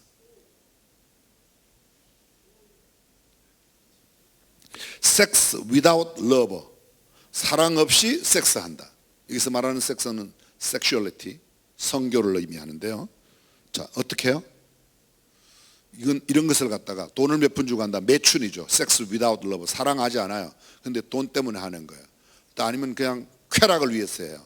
이건 뭐예요? 죄악이에요. Sex with love, 이것도 죄악입니다. 이건 세상적인 가치하고 달라요. 근데 성경의 가치는 Sex with love 안 돼요. 성경은 이렇게 되어 있어요. Sex within marriage, 결혼 안에서만 섹스가 가능하다는 거예요. 동의하시면 아멘. 지금 현재 그리스도인 형제 자매들 가운데 25%가 사랑하면 섹스할 수 있다고 응답해요. 이게 지금 현재 통계예요. 통계. 근데 성경은 그렇게 말하지 않습니다. 성경은 근본적인 문제는 결혼 안에서만 섹스가 가능하다고 생각해요. 나름대로 sex with love, 아까 어떤 분이 용기 있게 동그라미 했는데요, 그렇게 말하는 학자들도 있기는 해요. 성경학자들 가운데. 근데 극소수예요. 그런 사람들을 초진보적인 사람이라고 말하고, 대부분의 성경신학자들의 주경신학자, 성경을 해석하는 학자들은 sex within marriage, 결혼 안에서만 섹스가 가다. sex without marriage, 이거 뭐죠? 간음이죠. 간음. 섹스. 결혼 없이 섹스하는 것. 이게 세상에서 이게 보편적으로 잘 통합니다. 그리고 이걸 가르치라는 거예요. 지금 현재 우리나라의 인권법 가운데 앞으로 젠더 이런 것을 가르치면서 이게 통과되고 나면 아이들에게, 어린 아이들에게 가르쳐요. 심지어는 무엇도 가르치는가? 사람들끼리의 섹스 이외에 젠더, 트랜스젠더, 성이 한 70가지 정도 돼요. 70가지. 근데 우리는 성경적으로 딱 2개의 성밖에 없습니다. 남성과 여성. 동의하세요? 상당히 여러분들이 벌써 이미 세상에 이렇게 말해요. 세상에서는요, 그런 꼬리타분한 조선시대 이야기를 지금도 하고 계십니까? 세상이 어떻게 돌아가는지 모르시는군요. 세상은 지금 젠더, 이게 남성과 여성만 아니고 트랜스젠더, 뭐 여러 가지 젠더, 뭐 사회적 성, 나는 이게 이제 이런 겁니다. 내가 남자인데도 불구하고 난 여자야, 그렇게 이야기하면 여자로서 여자 화장실에 가고 여자 목욕탕에 가도 말릴 방법이 없어요. 올림픽에 큰 문제가 생길 거예요. 난 여자예요. 그리고 남자인데도 여성적으로 나는 심리적으로 여자야. 난 절대 무슨 소리, 난 여자예요. 난 가서 나가요. 그럼 어떻게 할 거예요? 물론 남성적인 체격이 여성적인 체격보다 꼭 강하지 않습니다. 여성 가운데 남성보다 더 건강한 체격을 가지고 있어요. 미국에는 지금 여성 UDT가 있어요. UDT가 특공 부대가 있어요. 우리 같은 사람은 100명이 붙어도 게임이 안 돼요. 그죠? 그 여성 한 분한테 그만큼 힘이 있어요. 그러니까 성경은 힘 세고 안 세고에 상관없이 여성과 남성 이외에 다른 성이 없습니다. 근데 이런 성을 다 인정한다고 그러면 이게 문제죠. 내일 모레 지금 현재 제일 앞서 있는 기론평 교수가 저를 만나러 온대요. 저는 차별금지법의 상당 부분에 긍정적인 면이 있다고 생각해요. 장애인을 차별하지 말아라. 노인을 차별하지 말아라. 여인들을 여자들이라고 차별하지 말아라. 외국 사람이라고 차별하지 말아라. 차별하지 말아야 돼요. 난 그런 점에 동의해요. 그러나 젠더, 이거 성소수자니까 지금 현재 성소수자의 성을 인정하는 나라가 세계적인 대세라고 믿지 마세요. 여러분, 제가 본 자료에 의하면, 제가 한 2년 전에 본 자료에 하면요 23%밖에 안 돼요. 23%밖에. 근데 23%가 주류예요. 나머지 77%가 주류예요. 법의 목적은 소수를 보호하기 위해서, 비장애인이 장애인 소수를 보호하기 위해서 만든 게 장애인 보호법이에요. 그죠? 이해가 되셨죠? 그러나 적어도 젠더, 이런 것들은 아니라는 것입니다. 자, 너무 멀리 갔습니다. 어쨌든 요게 필요합니다.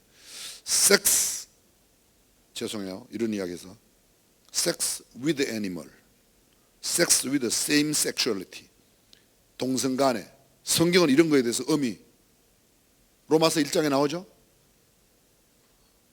거꾸로 사용한다. 남색하는 자들, 게이를 말합니다. 게이를 말해요. 또 여성끼리, 레즈비언들, 이런 거 문제가 있습니다. 결혼은 반드시, 결혼의 첫 번째 상대자가 조건이 뭐예요? 여러분들은 여러분의 결혼 대상으로, 자, 연애 대상이든 결혼 대상, 첫 번째 조건이 뭐죠? 조건 없어요? 아무 조건도 없어요? 그냥 마음에 끌리면 괜찮습니까? 여자끼리도 괜찮아요? 뭐 동성애자 퀴어 축제를 허락하는 시장님 앞에 가서 아들 있죠? 있습니다. 그 아들이 남자를 데리고 와서 가정을 꾸리겠다고 해도 인정하시겠습니까? 그 시장님은 가만히 계셨어요. 가만히 계셨어요. 이 부분은 오프 더 레코드를 좀 해주시길 바래요. 내 아들은 안 되고 다른 사람은 된다? 그렇게 원하는 사람은 하도록 해줘야 된다? 그건 아니죠. 원한다고 다 할 수 있는 게 아니에요. 제가 처음에 말씀드렸지만 내 감정이 끌려요. 감정이 끌려서 만난 사람이 유부남이야. 할 거예요? 결혼할 거예요? 그래도 해야 되겠어요. 예수 믿는 사람이 가질 가치관이 전혀 아니라는 것. 결혼이란 그리스도 안에 있는 두 남녀가 전생애를 함께하기로. 여기 가장 중요한 게, 제가 아까 질문 던지고 답 안 했죠? 여기 있잖아요. 남자는 여자와 여자는 남자와 결혼하게 돼 있어요. 아멘 안 하시는 거 보래요. 심히 걱정되어 옵니다. 목사님, 이 남자를 제가 제 아내로 삼고자 하는데 주례를 좀 해주십시오. 법 통과돼서 이거 안 해주면 걸려요. 3천만 원 벌금을 내든지 가서 제가 감옥 살아요. 근데 그 사람들은요, 동성혼을 주례해 주겠다는 사람이 있어도 거기서 안 가고 꼭 동성혼 주례 안 해준다는 목사한테 와서 주례해 달라고 그래서 결혼하는 데 목적이 아니고 동성혼을 반대하는 목사 잡아넣는 게 목적이라. 그러니까 죄악이지. 그러니까 나쁜 거지. 여러분, 이런 이야기가 20년 30년 전에 여기 이야기할 필요도 없었어요. 어리 결혼하면 다 남자는 여자하고 여자하고 남자하고 결혼했어요. 지금은 그게 아니고 네가 꼭 결혼하려거든 꼭 남자는 여자와 하고 여자는 남자하고 해라. 그건 예수 믿고 안 믿고보다 더 문제예요. 예수 믿는 문제는 남자로 태어나고 여자로 태어나서 한참 살다가 예수 믿는 문제가 생겨난 거고, 남자 여자 태어나는 건 태생적으로 남자로 태어나고 여자로 태어났어요. 그러니까 결혼의 대상 1번은 반드시 이성이어야 된다. 이성이라고 해서 여기서 말하는 이성은 남성과 여성으로서의 두 개의 성만 이성이지 다른 젠더 이런 건 아니에요. 이성이라고 말할 때 젠더도 다른 성 아닙니까? 그러니까 그게 아니에요. 딱 이성은 남성과 여성으로 구분된 여기에서 여성은 남성과 남성은 여성, 이 외에는 다른 조건입니다. 아멘. 여러분, 이걸 지켜줘야 돼요. 세상이 뭐라 그래도 이거 지켜야 돼요. 그리스도 안에 있는 두 남녀가 전생애를 함께하기로 전인격을 total person, 전인격을 들여 언약하는 전적 헌신, total commitment, 전적 헌신이에요. 조금 당신하고 결혼하니까 내가 내 시간 가운데서 일부 얼마 줄게, 20%만 당신한테 주는 게 아닙니다. 나의 100%, 당신의 100%가 함께 100%를 만드는 거예요. 너의 50%, 나의 50%가 합쳐져서 100%가 되는 게 아니고 너의 100%, 나의 100%. 이게 무슨 말이 그런 말이 있습니까? 그렇습니다. 이쪽에 물 100% 순수물, 이쪽에 100% 순수물 합했더니 몇 100%? 200% 순수물이에요? 못 알아들었었어요? 100% 잉크하고 100% 잉크하고 합쳤어요. 200% 잉크예요? 100% 잉크예요. 이해가 되셨죠?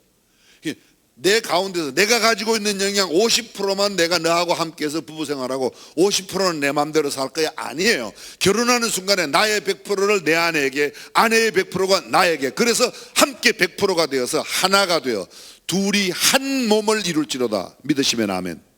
그렇습니다. 이게 성경의 결혼 원리. 근데 왜 이런 원리들을 이야기하지 않냐 이거죠. 부분적으로 생각해요. 이게 노먼 라이트가 한 이야기예요. 또 다른 결혼에 대한 정의, 책임 있는 사랑. 책임 있는 사랑. 지금 그 프리 섹스를 강조하고 주장하는 사람들은 책임 있는 사랑이란 말을 안 씁니다. 그냥 너하고 나하고 좋으면. 요새는 텔레비전 프로그램 가운데 공영방송에서조차 이런 것들을 아주 자연스럽게, 그 남자하고 만나서 그날 뭐 여관에 갔는데, 이런 이야기들이 아주 자연스럽게 나옵니다. 저는 참 안타깝게 생각하는 게, 커밍아웃한 소위 호모 섹스 하는 사람들이, 커밍아웃하고 난 사람들이 공공연한 공적 프로그램에 나와서 여러 가지 일을 해요. 저는 하면 안 된다고 생각해요. 그래서 그리스도인이 보아야 할 프로그램이 있고 보지 말아야 할 프로그램이 있어요. 근래 텔레비전에 나오는 드라마는 거의 자극적이에요. 10중 8구, 출생의 비밀, 아니면 불륜, 아니면 무슨 이 남자는 저 여자 좋아하고 저 여자는 이 남자하고, 저 남자 아이를 가졌는데 뗐다가 어떻게 했고, 맨 이런 아주 말하기에 거북한 일들을 자연스러운 일상 일일 드라마로 아침부터 저녁에도, 그것도 일주일 내내 월화 드라마, 수목 드라마, 주말 드라마, 특별 드라마, 막 장사 몇 주년 기념 쏟아져 나오는 게. 어떤 작가가 이렇게 얘기했어요. 그리스도인 작가요. 자기의 가치관으로 소설을 써서는, 이 시나리오를 써서는 절대로 먹고 살기가 어렵대요. 먹고 살기가 어렵대요.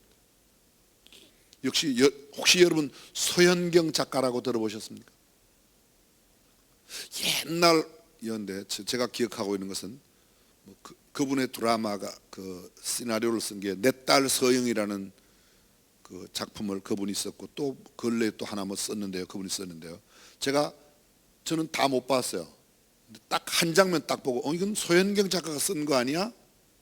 딱 그 생각이 들어요. 지금 제가 돈을 모으고 있어요. 좀 돈을 모으고요. 이건 제 아내에게 이야기하지 마세요. 제가 몰래 모으는 비자금에서. 제가 그거 모으면 소현경 작가를 만나서 정말 그리스도인의 감성을, 그분 그리스도인이에요. 기독교인의 감성을 깊이 터치하고 매만질 수 있는 그런 시나리오를 한번 써봐라. 얼마나 들어갈지 몰라. 근데 시나리오 작가에게 돈이 꽤 많이 들어간대요. 나는 그런 일이 만약 그분이 아니면 우리 가운데서 내가 그거 사명감을 갖고 내가 한번 그런 글을 한번 써봐야 되겠다. 그게 얼마나 좋겠어요. 얼마나 좋겠어요. 아내가 뭐냐? 안에서 나오니, 갈빗대에서 나오니, 그래서 아내라고 그래요. 여편네가 옆에 있느니, 그래서 여편네래. 마누라가 왜 마누라인가? 마누라, 그래서 그만하고 마누라 이래갖고 옆에 와서 누워라, 그래서 마누라라고 그래요. 졸리는 시간에 졸지 말라고 한 이야기지 뭐 이게 성경 또 어디에 나오냐고 물으면 곤란해요. 자, 그리스도인의 형제자매의 교제는 첫 번째 왜 하는가? 한 가족이기 때문에. 두 번째 상호 보완과 성숙, 완성, 부족함, 미완성을 완성을 시키기 위해서. 어떻게 하는가? 순결하게. 두 번째 청년의 정욕을 피하고. 자, 여러분 이게 성경에 나오는 거예요. 순결하게 한다. 디모데전서 5장 1절 이하에 보게 되면 자기의 자매, 친형제 자매를 대하듯이 그렇게 해야 된다는 겁니다. 청년의 정욕을, 내가 청년의 정욕을 피하고. 바울이 디모데에게. 자, 잘 들어보세요. 정욕은요 붙어서 싸워서 이기는 게 아니고 피하는 거예요. 알아들으셨어요? 아이고 우리는 괜찮아요. 우리는 예수 믿기 때문에, 우리는 순수하기 때문에 불 끄고 빨가벗고 있어도 아무런 상관없어요. 그런 소리 하지 마세요. 이게 참 신기해요. 두 사람 사이에 성경책을 갖다 놨는데 불만 끄지면 성경책이 안 보인다는 거 아세요? 그래서 성경을 넘어가요. 그 다음에 피해라고 그랬어요. 피하라고. 청년의 정욕을 피하고. 피할 게 있고 싸울 게 있습니다. 마귀는 대적하라고 그랬어요. 그렇죠? 정욕은 뭐라고요? 피하라고 그랬어요.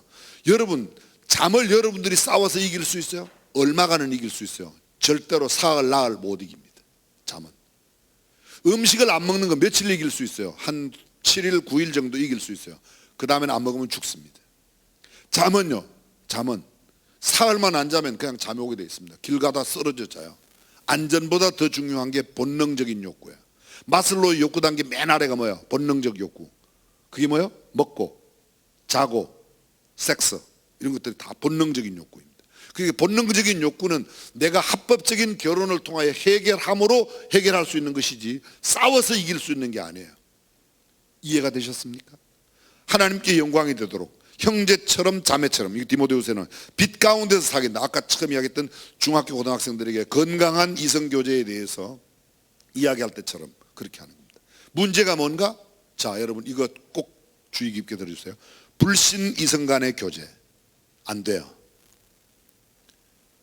여기에 대해서 굉장히 갈등이 많아요. 그 사람들은 그럼 어떡합니까? 그 사람 전도하기 위해서 결혼 아닙니다. 전도하고 난 뒤에 결혼을 하지, 결혼해서 전도하겠다는 것은 성경적 원리에 맞아요. 너희는 믿지 아니하는 자와 멍에를 같이 하지 말라. 너희는 믿지 아니하는 자와 멍에를 같이 하여 그를 전도하라. 성경에 그렇게 기록 안 돼 있고, 믿지 않는 자와 함께는 멍에를요 같이 매지 말라. 그 결혼을 두고 하신 이야기예요. 나는 그 남자하고 결혼했어요.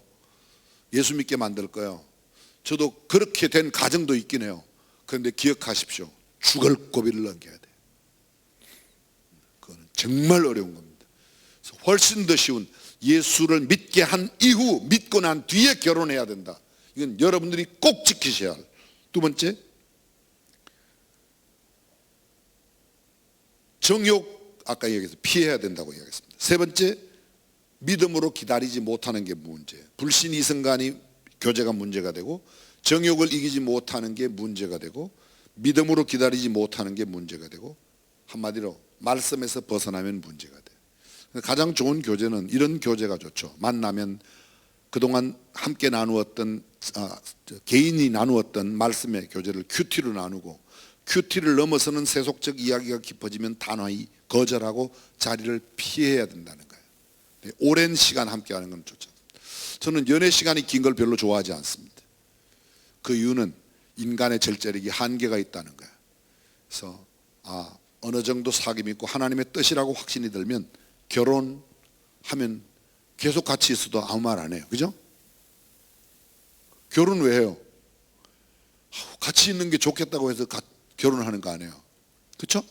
아까 이야기했던 것처럼 그래서 상호 보완과 보완하고 인격이 성숙되고 그다음에 미래의 세대를 개성하고 한 걸음 더 나가서 그분을 점점 세워가며 또 그리스도 안에 있는 하나님께서 허락하신 섹스의 즐거움도 그리스도인의 결혼 왜 해야 되는가?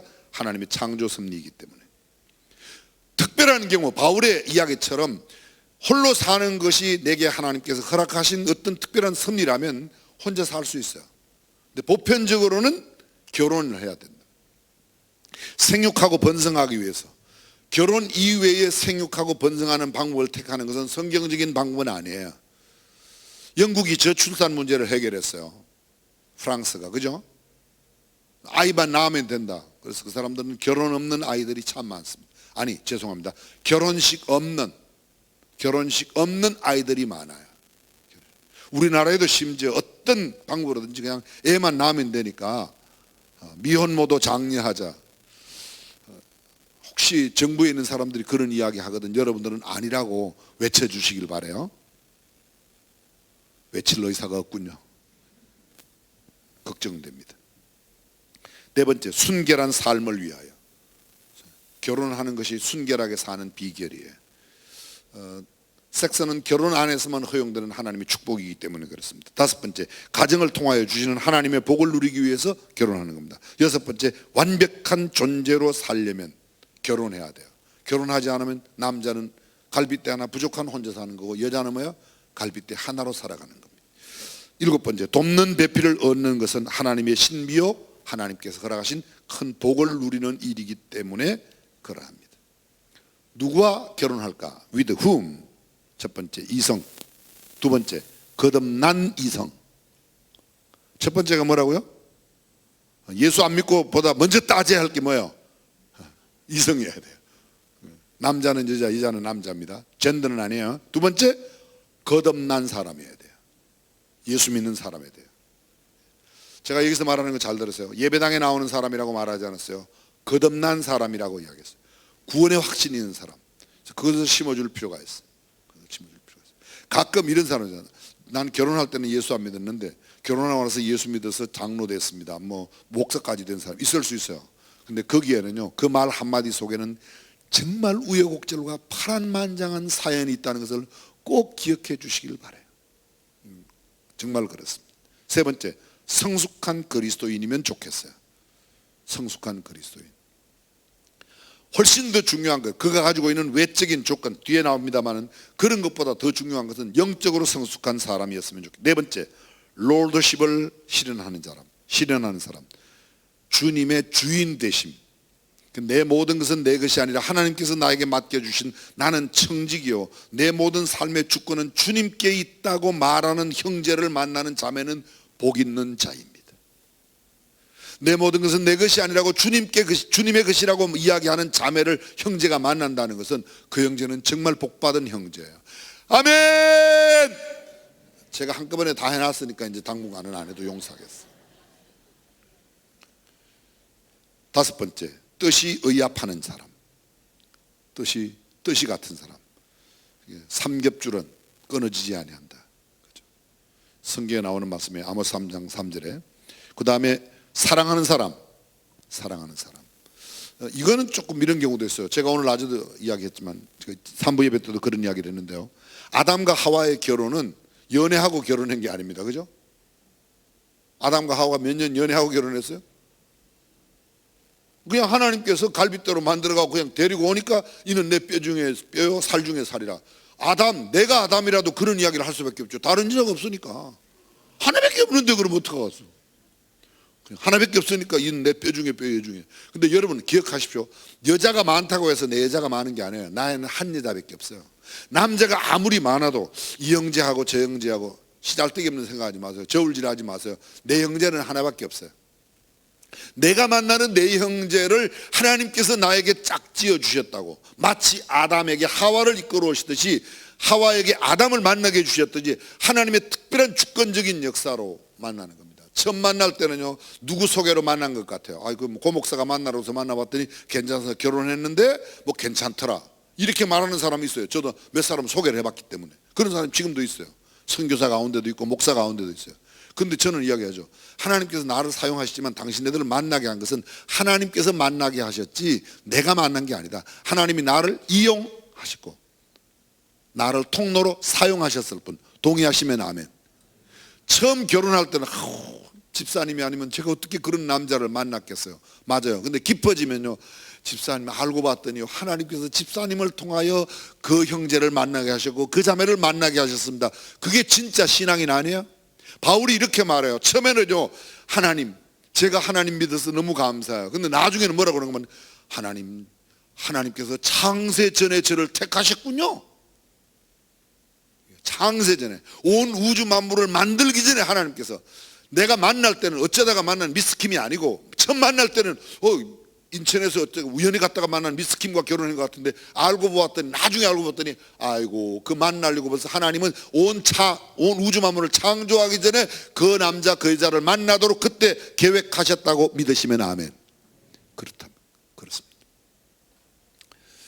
배필은 누가 정한다고요? 하나님께서. 오늘 성경 본문에도 19장 4절에도 하나님께서 짝지어 주신 것을 사람이 나누지 못한다고 말합니다. 자, 요것만 이야기하고 마칠게요. How to find my partner according to God's will. 하나님의 뜻을 따라 내 파트너를 찾는 방법. 다음 시간에 해야 되겠죠? 요거는 하고 끝낼까요? 네, 하고 끝내야 될 것 같아요. 일일 드라마는 꼭 요럴 때 끝나더라고요. 첫째, 하나님의 뜻을 따라 나의 파트너, 나의 연애 상대이든 결혼 상대이든 그걸 찾는 방법입니다. 참 쉬워요. 근데 우리가 이것을 간과해. 첫 번째, 기도하라. 자, 여쭤보겠습니다. 여러분은 여러분의 결혼을 위하여 얼마나 기도하십니까? 내가 만날 상대가 누구인지 어떤 사람이라는 것을 생각하고 기도를 얼마나 하세요? 기도해야 돼요. 제가 결혼을 하려고, 제 아내랑 결혼을 하려고 해서 우리 어머니를 만났어요. 우리 어머니에게 했더니 그 여자가 그렇게 좋으냐 그러더라고요. 우리 어머니가.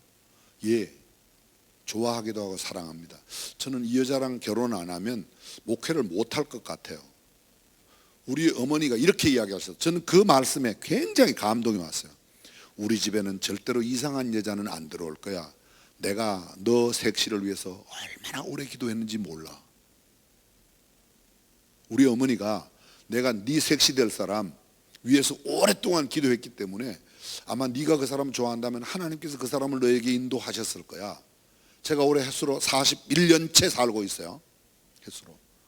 근데 가끔 아니라고 생각할 때도 있었을까요? 없었을까요? 대답하기가 곤란하죠? 있었어요.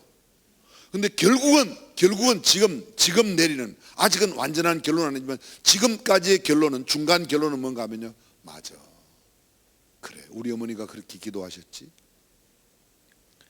하나님께서 이렇게 해서 만나게 하셨지. 저는 늘 이런 생각을 많이 했어요. 이 여자가 어떻게 이렇게 복이 많아서 나 같은 남자를 만났냐. 근데 요새 살다가 보니까요, 그게 바뀌었어요. 바뀌어져요. 어떻게 바뀌는가 하면, 그래, 내가 무슨 복이 많아서 이렇게 이 여자를 만나서 이렇게 사는가, 이런 생각이 갖게 된다는 거예요. 이게 괜찮은 이야기로 들려져요? 아이고, 빠졌구나, 미쳤구나. 제가 혹시 빠졌거나 미쳤더라도 그냥 미친 대로 살게 두세요. 그게 아니라고 깨우려고 하지 마세요. 그냥 이렇게 살다 가게 둬요. 그게 아니야, 그게 아니야. 왜 그렇게 행복을 깨십니까? 두 번째, 하나님께 맡기는 겁니다. 자, 짝은 누가? 집과 재물은 부모에게 상속하거니와 슬기로운 아내는 여호와께로 말미암느니라. 믿으시면 아멘. 성경이에요, 그게요. 그렇다면 하나님께 맡겨요.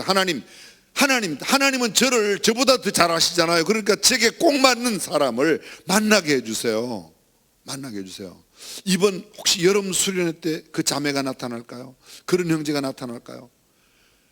게이바에 가서는 만날 수가 없어요. 그런 데는. 그리스도인들은 저는 이 말이 오늘 아침에도 그런 이야기했어요. 예배당은 연회당이라는 말이 있는데 진정한 의미에서의 예배당은 그리스도인 청년 남녀들에게 거룩한 연회당이 될 필요가 있다. 그럼 여기서 안 만나면 어디 가서 만나게? 어디 가서? 역전에 가서? 이건 진짜로.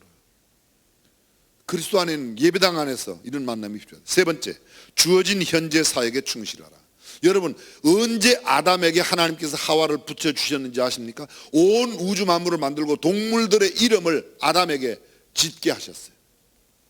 그리고 그 이름, 지금 현재 있는 세상의 모든 동물들의 이름을 아담이 지었어요. 그 아담이 그 일에 막 몰입해 있을 때, 내게 맡기신 하나님의 일에 몰입할 때 하나님께서는 거기 곁에 보면 꼭 그를 만날 수 있는 사람을 인도하십니다. 캄보디아에 가 있는 모 선교사님이요, 남편이 아내보다 13살 아래요. 남편이 아내보다 13살 아래예요. 근데 어떤 날 보니까 그 아내가 먼저 선교소로 가 있는데 남편 되는 사람이 이렇게, 제가 그랬어요. 야, 너네 결혼하면 되겠다. 근데 이제 씩 웃더라고요. 얼마 지난 뒤에 왔어요. 저한테 주례해 주세요 그러더라고. 파트너가 누구니 그랬더니 거의예요 그러더라고. 13살 많은. 근데 아기를 한 번 가졌었는데 출산하지 못하고 유산. 그 이후에 아이가 안 생겨요. 아이가 없어요. 근데 지금 캄보디아 아이들을 얼마나 많이 수십 명 데리고 있어요. 수백 명 학교를 세우고 사역을 너무너무 잘하는 거예요.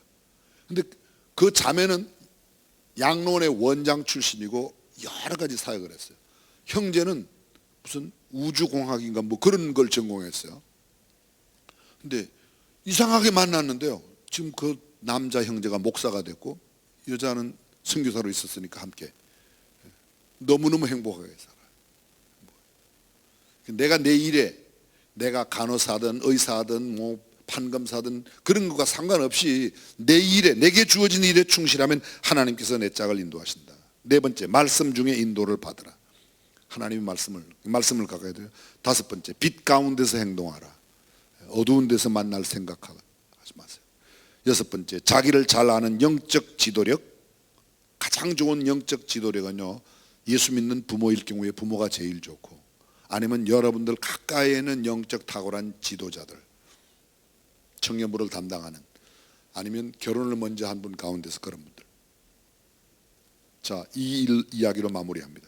창세기 24장 1절 이하 보면 이삭의 아내 구하는 이야기가 있습니다. 창세기는 전체 1장에서 50장까지 있어요. 가장 긴 장이 이삭의 결혼하는 창세기 24장입니다. 어떤 신학자가 이런 이야기를 했어요. 하나님도 결혼에 대해서는 할 말이 많으셨대요. 할 말이.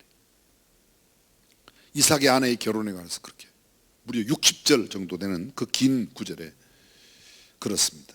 이렇게 하면 실패한다는 거예요. 이렇게 하면 실패한다. 잘 들어보세요. 외모를 보지 말라는 건 아닙니다. 그런데 외모만 너무 중요시하면 문제가 돼요.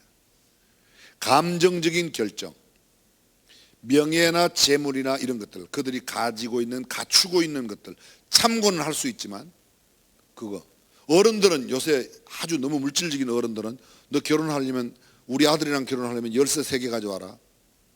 안 가는 게 좋습니다. 그렇게 이야기하는 사람은 안 가는 게 좋아요. 야, 내 아들은 의학 박사야. 너는 그 정도는 해와야지. 차 키하고 병원 키하고 집 키 정도는 하나 갖고 와야지. 집은 벌면 되지, 뭐 더 벌어서 집 사면 되고, 그죠? 근데 그런 걸 미리 갖고 와라. 뭐 능력 되는 사람이 준비하면 돼요. 능력 되는 사람이. 안 되면 그냥 조촐하게 시작하세요. 괜찮아요. 결혼은 돈으로 사는 게 아니고 꿈과 비전으로 하나님의 뜻과 섭리로 이루는 것이기 때문에 그렇습니다. 학벌, 직업, 고향이 같기 때문에, 취미가 같기 때문에, 재능, 또 이런 사람이 있어요. 내 친구가 너무 좋아하는 남자니까 내가 빼들고 싶어하는 시기 질투심. 있어요. 또 일부러 시기 질투를 불러일으키도록 만들잖아, 그죠? 이 드라마에만 있는 게 아니고 우리한테 있는 거예요. 우리 안에 다 있어요. 이런 것들 안 되죠. 동정으로 하는 것도 안 되죠. 벌써 예정된 시간보다 10분을 제가 초과했기 때문에 여기서 마무리를 하려고 그러는데요. 여러분들과 함께 더 깊이 사실은 이야기를 나누고 생각도 물어가면서 나눠야 할 이야기가 있습니다. 저는 어쨌든지 간에 오늘 그냥 맛백이라고 생각하고 여러분들이 성경적인 철저한 기준에 의해서 연애하고 결혼하고 행복한 가정을 이루시기를 주님의 이름으로 축복합니다. 이거 하나만은 꼭 질문을 해야 되겠다 하는 질문이 있으시면 이광수 목사님을 통해서 해주시면, 지금은 시간이 많이 갔기 때문에 그렇게 하면 되겠습니다. 종종 이런 시간을 갖는 게 필요하다고 생각하면 1번, 아무리 생각해도 너무 그 늙은 옛날 이야기 같다 2번. 필요해요? 저는 여러분들이 성경적 가치를 실현했으면 좋겠고, 설령 실현하지 못하는 부분이 있다 하더라도 성경적인 기준만큼은 우리가 꼭 알았으면 좋겠어요. 오늘 정확하게 다 다루지 못한 것들은 또 다음 시간에 한번 함께 나누려고 생각합니다. 제가 김창옥 교수 강의를 한 2개 들었어요. 일부러 이걸 준비하려고. 도저히 교회에서 쓰기에는 처음에 뭐 남자들은 여자, 여자들은 남자, 뭐 이쁜 걸 본다. 제가 그 한마디는 그 김창옥 교수 이야기예요. 근데 성경은 그런 기준이 아니라 이런 기준이라는 것을, 어쩌면 여러분들과도 이미 여러분들이 오늘 듣기에도 부담스러운 분이 있을 겁니다. 그렇다면 하나님께 다시 한번 묻고, 내가 이 자리에서 어떻게 해야 될까? 이건 성경적으로 잘못다. 돌아오면 돼요. 회개하면 하나님은 무슨 죄도 다 용서하시는데, 이미 그렇게 가지 않았다, 아직 그렇게 가지 않았다면 성경적인 기준을 잘 적용해 주셨으면 좋겠습니다. 다음에 기회가 되면 또 연이어서 이런 부분에 관련된 육으로 시작하는 연애 어떤 결과를 초래하는가, 영적으로 시작하는 진행하는 연애는 어떤 과정을 거치는가, 이런 이야기, 또 신혼여행에 대한 이야기, 뭐 이런 것도 좀 구체적으로 여러분들과 나누고 싶은 생각이 있습니다.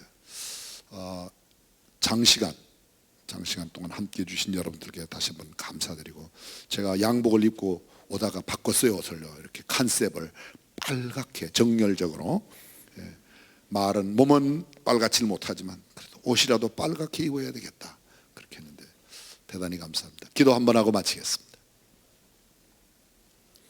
전능하신 우리 하나님, 오늘 저희들이 성경적인 연애와 결혼의 원리에 대해서 함께 생각해 보았습니다. 이미 우리의 생각에서 많이 벗어난 것도, 우리의 생각이 많이 벗어난 것도 있고, 또 어쩌면 아직도 우리가 지켜야 할 소중한 가치로 우리에게 다가오는 것이 있습니다. 주여, 이 말씀을 잘 준행하여 하나님이 기뻐하시고 하나님께서 말씀하신 대로의 아름다운 가정을 꾸려나가고 또 교제를 할 수 있는 그런 형제와 자매들이 되게 하여 주옵소서. 사랑하는 자녀들의 문제 까닭에 참여한 어르신들이 있습니다. 하나님, 저들 엄마 아빠의 마음을 헤아리시고 저들을 자녀들에게 주의 뜻을 따라, 하나님의 말씀을 따라 아름다운 배필을 만나는 축복을 허락하여 주옵소서. 우리 주님 예수님의 이름으로 기도합니다. 아멘. 담임 목사님께 큰 박수 부탁드리겠습니다. 특별히 오늘 오후 예배는 더 스토리, 저희가 음악회로 또 음악 예배로 준비를 했는데요. 오늘 저희가 빨리 나가주셔야만 다음 팀들이 바로 리허설을 할 수가 있습니다. 조금 시간이 오버됐기 때문에 여러분들의 협조를 구합니다. 담임 목사님 그 축도로 사부 예배 마치도록 하겠습니다. 주 예수 그리스도의 은혜와 하나님의 무한하신 사랑과 성령님의 감동, 감화, 교통 충만하심이 행복한 연애와 성경적인 건강한 결혼을 꿈꾸며 하나님의 말씀을 듣고 다짐하는 모든 믿음의 권속들 가운데 영원토록 함께 하시기를 간절히 축원하옵나이다. 아멘. 감사합니다. 여러분의 성공적인 연애와 결혼을 위해서 계속 기도하겠습니다.